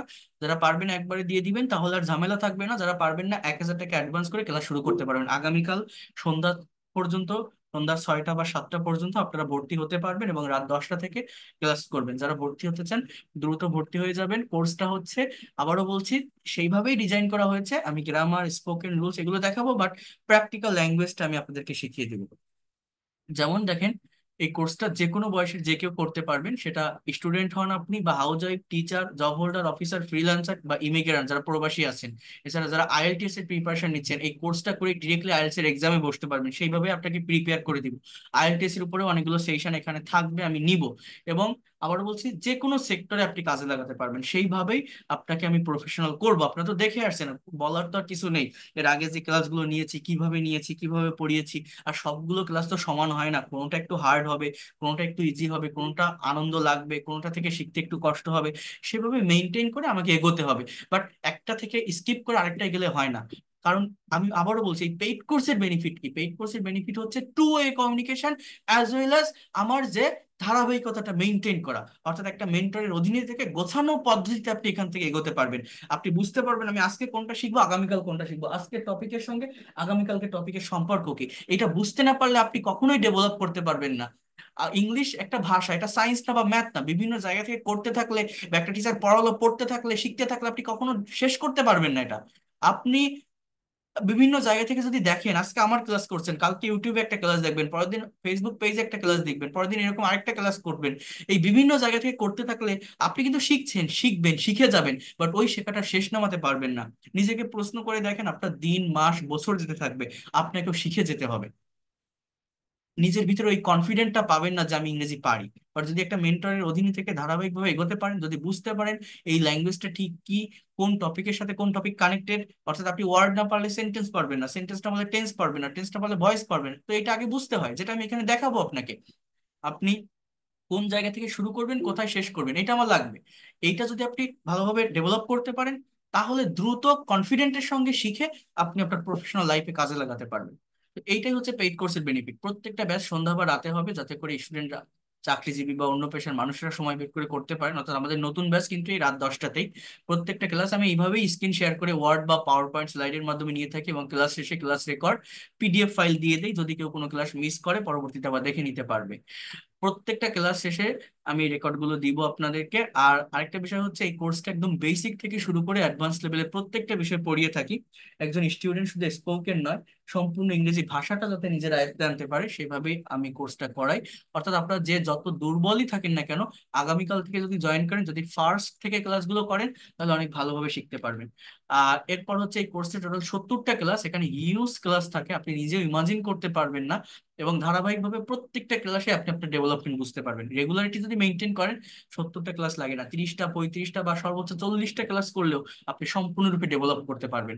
প্রথম 10টা ক্লাস থাকবে বেসিক গ্রামারের উপর, যাতে করে আপনার ইংরেজির ভিত্তিটা মজবুত হয়। হ্যাঁ, অর্থাৎ কিছু কম্পালসরি গ্রামার ক্লাস আমি নিয়ে থাকি। এবং আপনাদের কোর্স শেষে কিন্তু আমি সার্টিফিকেট দিব। আমার লেখা যে বইটা আছে এটা আমি এখন পাঠিয়ে দিব, যারা পেইড কোর্সে আসছেন তাদেরকে ডকুমেন্টটা পাঠিয়ে দিব, দিলে আপনারা একটু প্রিন্ট আউট করে নেবেন। এবং এটা পিডিএফ ফাইলও আপনার কাছে রাখতে পারবেন। এই বইটা কাছে রাখবেন, আর আমার ক্লাসগুলো রেগুলারিটি মেনটেন করে করবেন, আর কিছুই আপনার লাগবে না। এছাড়া আপনার একটা আইডি কার্ড থাকবে, আপনার একটা আইডেন্টিটি থাকবে, আপনি আমার ব্যাচের স্টুডেন্ট। ইভেন শুধু ব্যাচে না, আমি কিন্তু অন টু ওয়ান সেশনও নিয়ে থাকি, যে একটা স্টুডেন্ট কতটুকু ডেভেলপ করতে পারলো সেগুলো আমি দেখে থাকি। একটা অফলাইনের কোর্সের থেকে প্রফেশনাল ওয়েতে শিখতে পারবেন। এছাড়া আরেকটা বিষয় কি, আমার ল্যাঙ্গুয়েজ ক্লাব থাকে, যে ল্যাঙ্গুয়েজ ক্লাবে আপনি সারা জীবন থাকতে পারবেন, যত দিন না পর্যন্ত আপনার ফ্লুয়েন্সি আসে, যত দিন পর্যন্ত আপনি প্র্যাকটিস করতেছেন। এবং সেখানে সপ্তাহে 7 দিনই প্র্যাকটিস চলে, 7 দিনই প্র্যাকটিস সেশন থাকবে বিভিন্ন টপিকের উপর, এবং সেখানে আমি থাকি। আমার আন্ডারে থেকে আপনি প্র্যাকটিস করবেন, বিভিন্ন টপিকের উপর স্পিকিং করবেন, কোনো ভুল হলে আমি ধরাই দিব। তো এইভাবে করতে থাকলে আপনি কেন পারবেন না? দেখেন, আমি যদি আপনাকে শুধুমাত্র এই ধরনের ছোট ছোট রুলস পড়াই, তাহলে হয় কি, আমি যতটুকু পড়াবো ততটুকুর ভিতরেই আপনি সীমাবদ্ধ থাকবেন। নতুন কিছু করতে গেলে কনফিউশন ফেস করবেন। বাট বেসিক গ্রামার বা কম্পালসারি গ্রামার, যেগুলো আমার মতো করে আমি পড়াবো, বইয়ের ভাষার কোনো গ্রামার না, এটা যদি একটু জানেন, তাহলে আপনার ক্রিয়েটিভ পাওয়ারটা বাড়বে উইদাউট কনফিউশন। আনডাউটেডলি আপনি একটা প্রেজেন্টেশন দিতে পারবেন, ভাইবা ফেস করতে পারবেন, যে কোনো রিপোর্ট, যে কোনো ব্লগ, যে কোনো এসে, প্যারাগ্রাফ, সিভি, ইমেইল ফ্রি হ্যান্ডে আপনি লিখতে পারবেন। এই দক্ষতাটা আপনি অর্জন করতে পারবেন। হ্যাঁ, এরপর 30টা ক্লাস থাকবে স্পোকেন ইংলিশের উপর, যেটা থেকে আপনি এই ল্যাঙ্গুয়েজটাকে আরো এক ধাপ ডেভেলপ করতে পারবেন। অর্থাৎ ইংলিশে কথা বলার জন্য যা কিছু লাগে, আপনার টেন্স, মডাল, সেমি মডাল, যেগুলো বিগত ক্লাসগুলোতে আমি বলেছি, সবকিছু পড়াবো, যাতে করে কোনো কিছু বাংলায় ভাবলেই ইংলিশে এটাকে কনভার্ট করতে পারেন। Whatever you think in Bengali, you will be able to convert it in English. এরপর 40 থেকে 50 নম্বর ক্লাসগুলো হবে ফ্রি হ্যান্ড রাইটিং এবং অ্যাডভান্স লেভেলের গ্রামার উপর। অর্থাৎ যারা রাইটিং এ দুর্বল, এই কোর্সের ভিতরে স্পোকেনে একটা কনফিডেন্ট নিয়ে আসার পর আরো অ্যাডভান্স হওয়ার জন্য এই কোর্সের ভিতরেই রাইটিং এর উপরে 10টা ক্লাস থাকবে, যেগুলো যারা BCS, bank job, admission test বা আইএলটিএস এর প্রিপারেশন নিচ্ছেন, বা যারা হাউস ওয়াইফ আছেন, স্টুডেন্ট আছেন, তারা রাইটিংটা এক্সপার্ট করতেছেন, একটা প্যারাগ্রাফ লিখবেন, কম্পোজিশন লিখবেন, সিভি লিখবেন, ব্লগ লিখবেন, মেইল লিখবেন, খুব ভালোভাবে সেটা করতে পারবেন। ইভেন নিউজ আর্টিকেল ট্রান্সলেশনের উপরে অনেক ক্লাস আছে। এ দেখেন, 50 থেকে 70 নম্বর ক্লাস কনভারসেশন প্র্যাকটিস। এই ক্লাসে বসে আপনাকে দিয়ে প্র্যাকটিস করাবো, নিউজ পেপারে ট্রান্সলেশন করাবো। অর্থাৎ আমি সবসময় চেষ্টা করি, আপনারা তো ফ্রি ক্লাস করে আসছেন, সবসময় কিন্তু আমি চেষ্টা করি প্র্যাকটিক্যালি ল্যাঙ্গুয়েজটাকে শেখানোর বা দেখানোর। এরপর একটা প্রেজেন্টেশন ক্লাস, সার্টেন টপিক থাকবে, কোশ্চেন থাকবে, অ্যান্সার থাকবে, আপনাকে বুঝাই দিব, দেওয়ার পর কোশ্চেনের এগেইনস্টে নিজের মতো করে একটা প্রেজেন্টেশন তৈরি করবেন। সেখানে যে ভুলটা হবে আমি আবার ধরাই দিব। তো এইভাবে করাতে থাকলে আপনি কেন পারবেন না? Within 3 month you'll be expert and fluent in English. তাহলে টোটাল কোর্সের প্ল্যানটা কি? ফার্স্টে basic grammar, then free hand spoken English, free hand writing, conversation, presentation, translation. তাহলে আপনি কেন পারবেন না? অবশ্যই আপনি পারবেন। এবং আমি আমার জায়গা থেকে সর্বোচ্চ রেসপন্সিবিলিটি নিয়ে পড়াবো। আপনি আমার সঙ্গে একটু কোঅপারেট করে থাকবেন, আশা করি উইদিন ভেরি শর্ট টাইম আপনি ল্যাঙ্গুয়েজটাকে শিখতে পারবেন ইনশাল্লাহ। আর টোটাল কোর্স ফি 2000 টাকা। এবং যারা পারবেন একবারে দিবেন, ঝামেলা থাকবে না। যারা পারবেন না, 1000 টাকা অ্যাডভান্স করেও পেড কোর্সে ক্লাস শুরু করতে পারবেন। এটা আমার বিকাশ বা নগদ নাম্বার। এবং যারা ইন্ডিয়া থেকে আছেন, তারা ফোন পে বা গুগল পে করে পেড কোর্সে ক্লাস করতে পারবেন, যারা করতে চান। আহ কোর্স করেন বা না করেন, এই নাম্বারটা সেভ করে রাখেন। আপনার যদি লাগে কখনো বা আমার কখনো প্রয়োজন হয়, কল দিন, নক দিন। আবারও বলছি, যদি কেউ মনে করেন আমি দ্রুত ল্যাঙ্গুয়েজটাকে শিখতে চাই, আমার অ্যাসেট বা সম্পদ হিসেবে নিতে চাই, নেক্সট জেনারেশনকে শেখাতে চাই, বা আমার প্রফেশনাল লাইফটাকে ডেভেলপ করার জন্য ইংরেজিটা এমার্জেন্সি শেখা দরকার, বা এই লোকটা শেখাতে পারে, পড়াতে পারে, বোঝাতে পারে, টেকনিক বলো হয়তো আমি এখান থেকে শিখতে পারবো, তারা পেইড কোর্সটা করতে পারেন।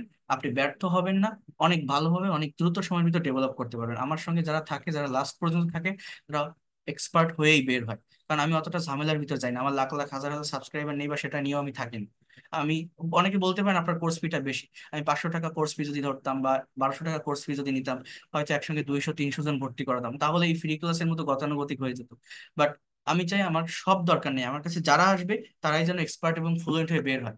অনেক জায়গায় তো দেখছি যে এত ঘন্টার কোর্স, এত মিনিট লাগবে, এত দিনের ভিতর ফ্লুয়েন্ট হয়ে যাবেন, এই গ্যারান্টি বা এই অ্যাসিওর আমি আমি কাউকে গ্যারান্টি দিই না। কারণ এটা একটা ভাষা, কাজ আপনাকে করতে হবে, কথা আপনাকে বলতে হবে, আমি আমার জায়গা থেকে সর্বোচ্চটা করব। বাট আপনি যদি কথা না বলেন, আপনি যদি কাজ না করেন, তাহলে তো আপনি পারবেন না। বাট আপনাকে, আর আরেকটা কথা বলি, আহামরি কোনো ব্রেনের প্রয়োজন হয় না ইংরেজি শেখার জন্য। কোনো শার্প ব্রেন লাগে না, এটা রকেট সায়েন্স না, জাস্ট একটা ল্যাঙ্গুয়েজ। আপনি যতই দুর্বল হন, আপনার ব্রেন যতই দুর্বল হোক বা ডাল হোক, যতই অশিক্ষিত বা ইললিটারেট হন না কেন, কারেক্ট কিছু স্ট্র্যাটেজি বা টেকনিক ফলো করতে পারলেই অনেক দ্রুত ইংলিশ এক্সপার্ট বা ফ্লুয়েন্ট হওয়া যায়। এটা সম্ভব। অ্যাটলিস্ট যে ফ্রি ক্লাসগুলো নিয়েছে, একবার এগুলো আরেকবার রিভিউ করে দেখবেন কি ছিল এর ভিতরে। অনেক ডিটেলস আমি বুঝিয়ে থাকি, এবং আমি কিন্তু অনেক পরিশ্রম করে পড়াই প্রত্যেকটা স্টুডেন্টকে। তো এতটুকু বলতে পারি, আপনি ব্যর্থ হবেন না, অনেক ভালোভাবে শিখতে পারবেন যারা পেইড কোর্সে আসবেন। আর যাদের কোর্স করার ইচ্ছা আছে, 2 দিন 4 দিন পর না, আগামীকাল থেকে শুরু করবেন। তা না হলে আপনারা, অনেকে 4 5 দিন পর ভর্তি হতে চায়, বাট আপনার ওই যে ধারাবাহিকতা, ওইটা কিন্তু আপনি মেনটেন করতে পারবেন না, তাহলে কানেকশন বুঝতে পারবেন না। কারণ একটা ক্লাসের সঙ্গে আরেকটা ক্লাসের কানেকশন থাকে, সম্পর্ক থাকে। তো প্রথম থেকে করলে সেটা বোঝা যায় এবং দ্রুত ডেভেলপ করা যায়। এটা হচ্ছে মেইন কথা। তো যারা ভর্তি হতে চান, এই নাম্বারে সেন্ড মানি করে জানাবেন। আমি পেইড কোর্সের প্রাইভেট হোয়াটসঅ্যাপ গ্রুপে আপনাদেরকে যুক্ত করে নিব। আগামীকাল রাত 10টা থেকে ক্লাস হবে।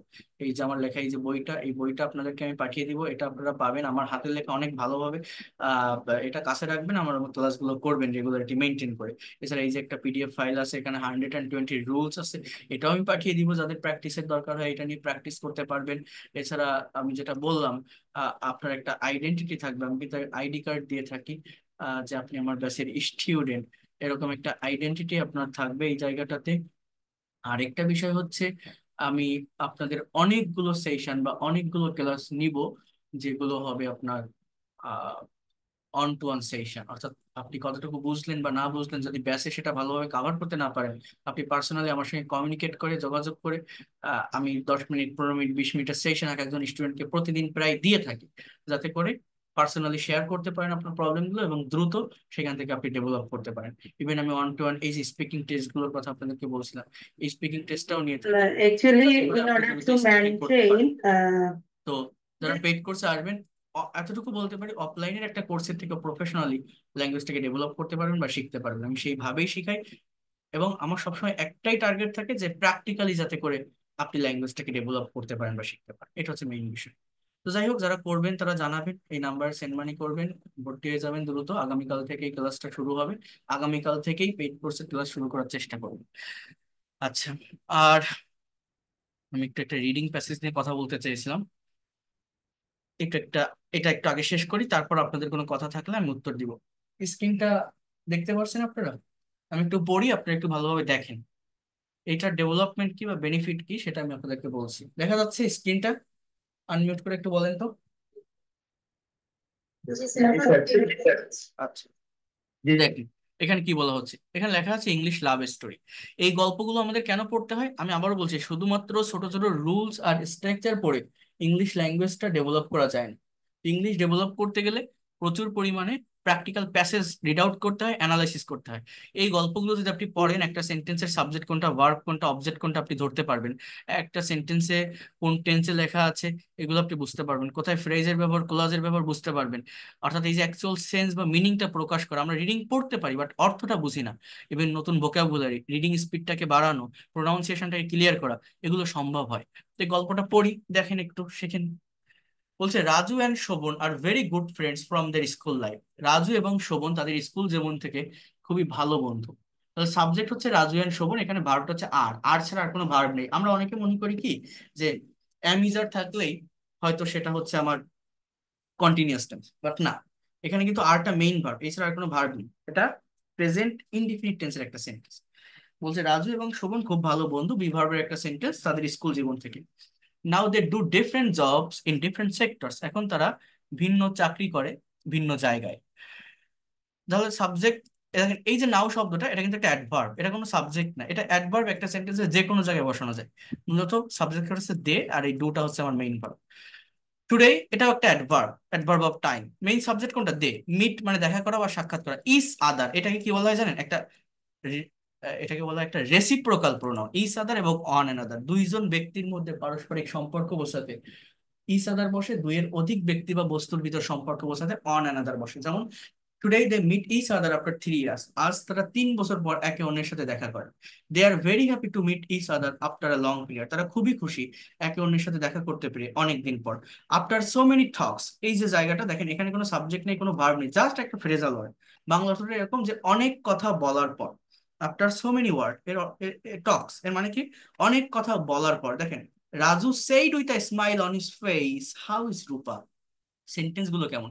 আমরা সেন্টেন্স পড়তে পারি, অ্যাকচুয়াল মিনিংটা বের করতে পারি না। প্রত্যেকটা সেন্টেন্সে সাবজেক্টের পরে ভার্ব থাকে, সেই ভার্বটার দিকে ফোকাস করতে হবে আপনার, বুঝতে হবে ভার্বটা কোন ফর্মে লেখা আছে। ভার্বটা আইডেন্টিফাই করতে পারলে টেন্সটা ধরা যাবে, আর টেন্সটা ধরতে পারলে অ্যাকচুয়াল অর্থটা আমরা বের করতে পারবো। তাহলে এখানে কি বলছে? সে মানে বলা, এর পাস্ট ফর্ম সেইড। তাহলে রাজু সেইড, রাজু বললো with a smile on his face, অর্থাৎ একটা হাসি নিয়ে, একটা হাসির সাথে। কোথায়? তার মুখে, তার মুখে একটা হাসি নিয়ে বললো হাউ ইজ রূপা। মানে রাজু এবং শোভন দুইজনের ভিতরে একটা কথোপকথন হচ্ছে। রাজু শোভনকে বলছে যে রূপা কেমন আছে। শোভন সেইড, শোভন বলল with a shy I don't know. Shy মানে কি জানেন? একটা দীর্ঘ নিঃশ্বাস নিয়ে বলা, একটা ভারী শ্বাস নিয়ে বলা, আমি জানি না। হাউ শি ইজ নাও, সে এখন কেমন আছে। I wish she may stay better than I, আমি চাই সে আমার চেয়ে ভালো থাকুক। উইশ মানে চাওয়া, প্রার্থনা সূচক বাক্য, শুভকামনা জানানো। She may stay, optative sentence, সে ভালো থাকুক, বেটার দ্যান আই, আমার থেকে। বলছে হোয়াট আর ইউ সেইং, কোন টেন্স? টেন্স ধরতে হবে। তুমি কি বলছো? আচ্ছা এটা একটু উল্টে যাবে, এটা হচ্ছে এরকম হবে যে ডিডেন্ট ইউ ম্যারি হার, তুমি তাকে বিয়ে করোনি। বলছে কি বলছে যে হোয়াট আর ইউ সেইং, তুমি কি বলছো? ডিডেন্ট ইউ ম্যারি হার, তুমি তাকে বিয়ে করোনি। এটা পাস্ট ইনডিফিনিট টেন্সের নেগেটিভ ইন্টারোগেটিভ সেন্টেন্স। বলছে I always like to marry her but finally she didn't marry me. আমি সব সময়, এই লাইক মানে আমরা জানি পছন্দ করা, কিন্তু লাইকের মানে শুধু পছন্দ করা না, লাইকের মানে কিন্তু চাওয়াও হয়। হোপ মানে চাওয়া, উইশ মানে চাওয়া, ওয়ান্ট মানে চাওয়া, উড লাইক টু মানে চাওয়া, ডিজায়ার মানে চাওয়া, এই লাইক মানেও চাওয়া। এই চাওয়া অর্থে অনেকগুলো ভার্বের ব্যবহার হয়, এর উপর একটা আলাদা চ্যাপ্টার বা ক্লাস আছে আমরা। তো দেখেন I always like to marry her, আমি সবসময় তাকে বিয়ে করতে চেয়েছিলাম, but finally she didn't marry me, কিন্তু অবশেষে সে আমাকে বিয়ে করেনি। বলছে আই ক্যান নট বিলিভ, আমি বিশ্বাস করতে পারছি না। She said me several times, সে অনেকবার আমাকে কথা বলেছিল। She loves you more than anyone in the world, সে তোমাকে পৃথিবীর যে কারো চেয়ে ভালোবাসে। দেখেন সাবজেক্ট শি, এই লাভের সাথে একটা এস আছে, কারণ এটা প্রেজেন্ট ইনডিফিনিট টেন্সের সেন্টেন্স এবং সাবজেক্টটা থার্ড পারসন সিঙ্গুলার নাম্বার। তো প্রেজেন্ট ইনডিফিনিট টেন্সে subject third person singular number হলে ভার্বের সাথে এস বা ইএস বসে।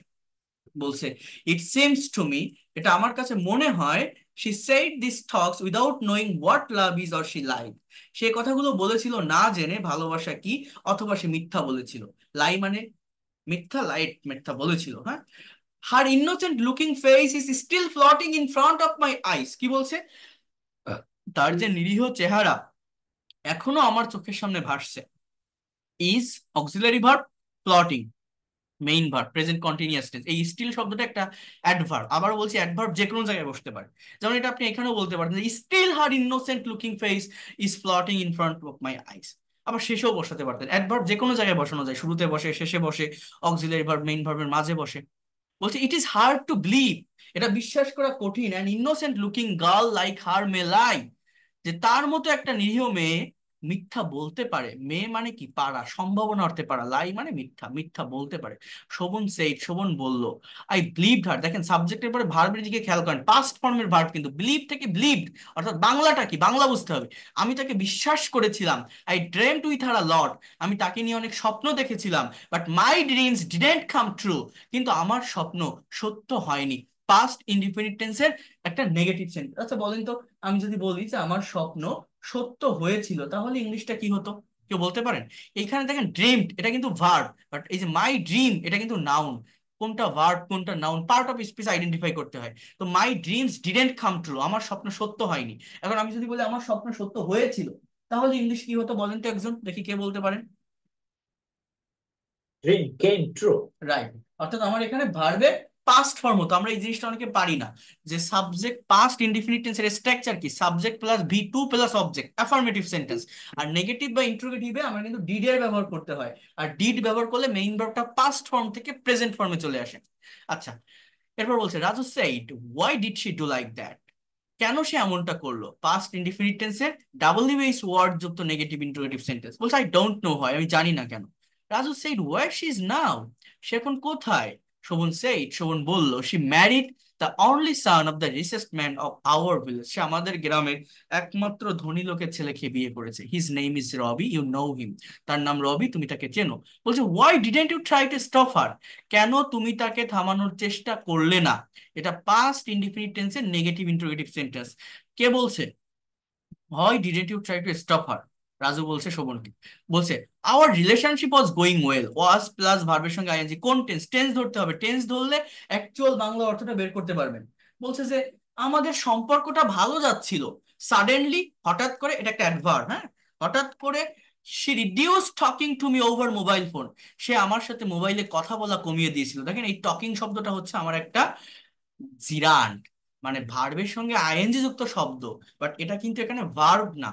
এই যে ওয়ার্ডটা দেখছেন টকিং, এটা কিন্তু আমার এই জায়গাটাতে ভার্ব হিসাবে কাজ করছে না, এটাকে as a part of speech এটা কিন্তু নাউনের কাজ করছে। এখানে মেইন ভার্ব হচ্ছে রিডিউসড, মানে পাস্ট ইনডিফিনিট টেন্স। আমরা অনেকে ভার্বের সঙ্গে আইএনজি দেখলেই মনে করি হয়তো কোনো একটা কন্টিনিউয়াস টেন্স, বাট মনে রাখবেন একটা সেন্টেন্সের সাবজেক্টের পর মেইন ভার্ব থাকে, সাবজেক্টের পর মেইন ভার্ব থাকে।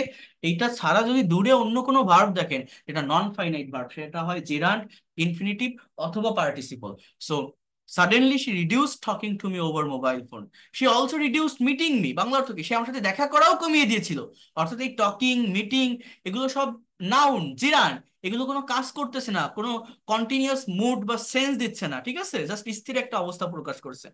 বলছে I doubted something wrong and I asked her, আমি জিজ্ঞাসা করেছিলাম what's wrong with you, she said everything is all right, সে বলেছিল সবকিছু ঠিক আছে।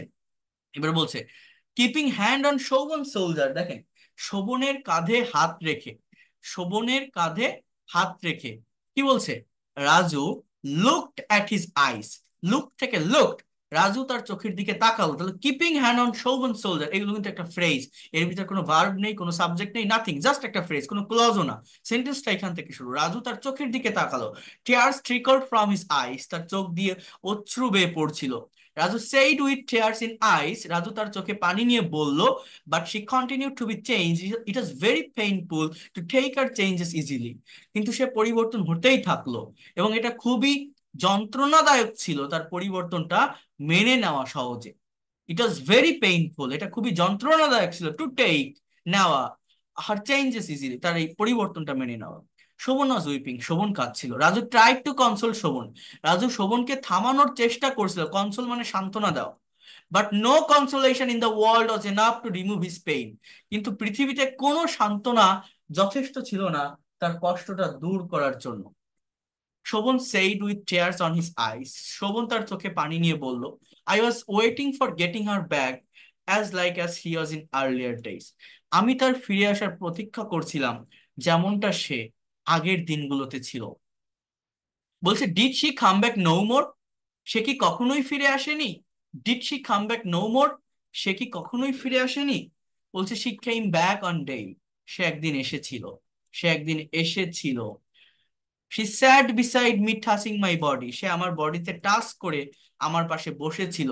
দেখছেন কামের পাস্ট ফর্ম কেম, সিটের পাস্ট ফর্ম স্যাট।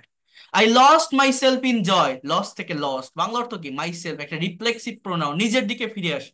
আমি আনন্দে আত্মহারা হয়েছিলাম, মানে নিজেকে নিজে হারিয়ে ফেলেছিলাম। I got the most precious things in the world, আমি পৃথিবীর সবচেয়ে মূল্যবান বস্তুটি পেয়েছিলাম।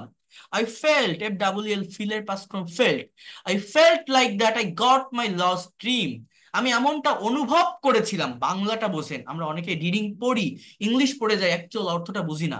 আই ফেল্ট লাইক দ্যাট, আমি এমনটা অনুভব করেছিলাম যে I got my lost dream, I got back my lost dream, আমি আমার হারানো স্বপ্নটা ফিরে পেয়েছি। বলছে হোয়াট ডিড শি সেই, সে কি বলেছিল। শি সেইড, সে বলেছিল an unemployed boy like you may be love but may not be married, অর্থাৎ তোমার মতো একটা বেকার ছেলেকে ভালোবাসা যেতে পারে বাট বিয়ে করা যায়। Only love can not make a couple happy, কারণ ভালোবাসা একটা দাম্পত্যকে সুখী করতে পারে না শুধুমাত্র ভালোবাসা। Because love can not be eaten, love can not be own. এই সেন্টেন্স গুলো কিসের স্ট্রাকচার জানেন? এটা হচ্ছে মডাল ভার্বের প্যাসিভের স্ট্রাকচার। এ দেখেন, may be plus V three, may not be plus V three, love can not be eaten, can not be plus V three. অর্থাৎ সাবজেক্টটা কি? নিষ্ক্রিয়, ইনঅ্যাক্টিভ। সাবজেক্ট হচ্ছে লাভ, ভালোবাসা, অর্থাৎ ইনঅ্যাক্টিভ সাবজেক্ট। তাহলে প্রেজেন্ট মডালের প্যাসিভ মানে কি? Can, could, may, might, shall, should, be plus V three. অর্থাৎ ভালোবাসা খাওয়া যায় না, ভালোবাসা পড়া যায় না। I was grown up in a poor family, এটাও প্যাসিভ, পাস্ট ইনডিফিনিট টেন্সের। আমি একটা গরিব পরিবার থেকে বেড়ে উঠেছি। I know how cruel and hideous poverty is, আমি জানি দারিদ্রতা কত কঠিন এবং নিষ্ঠুর। That's why I decided to marry a rich man, এ কারণেই আমি একটা ধনী লোকের ছেলেকে বিয়ে করার সিদ্ধান্ত নিয়েছি। বলছে what did you say to her, তুমি তাকে কি বলেছিলে? I had many things to say her, আমার তাকে বলার অনেক কিছু ছিল। হ্যাড মানে কি? ছিল, অনেক কিছু ছিল। But I could not say her anything, কিন্তু আমি তাকে কিছুই বলতে পারিনি। কুড নট সে, বলতে পারিনি। টিয়ার্স ট্রিকলড ফ্রম মাই আইস, এটা মডালের সেন্টেন্স। বলছে why didn't she think about this things before falling in love with you. প্রায় শেষ হয়ে গেছে, জাস্ট একটু ওয়েট করেন। বলছে কেন সে এগুলো ভাবেনি তোমার ভালোবাসার আগে বা তোমার প্রেমে পড়ার আগে? সে নিউ, নো মানে জানার পাস্ট ফর্ম নিউ, সে জানতো you are an unemployed boy before falling in love with you. সে জানতো তুমি একটা বেকার ছেলে তোমার সাথে ভালোবাসার আগে। So after having a relationship for 5 years, দেখেন এতটুকু ধরে কিন্তু আমরা একটা ফ্রেজ, বাংলা অর্থ কি? যে 5 বছর ধরে একটা সম্পর্ক থাকার পর she can not say like that, সে এমনটা বলতে পারে না। I said to her nothing, আমি তাকে কিছুই বলিনি। কামিং হোম, বাড়ি এসে, প্রেজ, হ্যাঁ। I cried too much, cry মানে কাদা, এর পাস্ট ফর্ম আই ক্রাইড টু মাচ, আমি অনেক কেঁদেছিলাম। But said nothing to anyone, কিন্তু কাউকে কিছু বলিনি। I guess she isn't happy, আমি মনে করি সে সুখে নেই। বলছে how do you know that, তুমি কিভাবে জানো?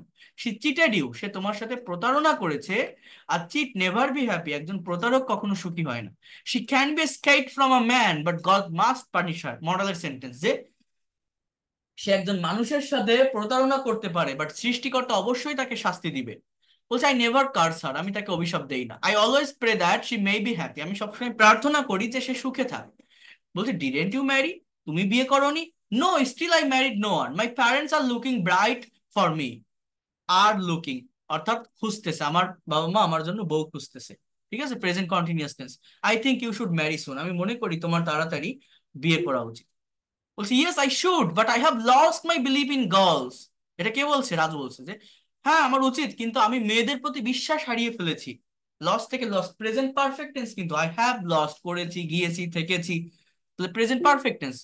বলছে all girls are not like her, সব মেয়ে তার মতো নয়। স্টিল দেয়ার ইজ সামন in the world who honours true love, পৃথিবীতে এখনো এমন কেউ কেউ আছে যারা সত্যিকারের ভালোবাসাকে সম্মান করে। বলছে ইয়েস আই বিলিভ দ্যাট, আমি বিশ্বাস করি এটা। What about you, did you marry? বলছে yes I did. Shovon said something about her. বলছে she is a very simple girl but her simplicity made her gorgeous.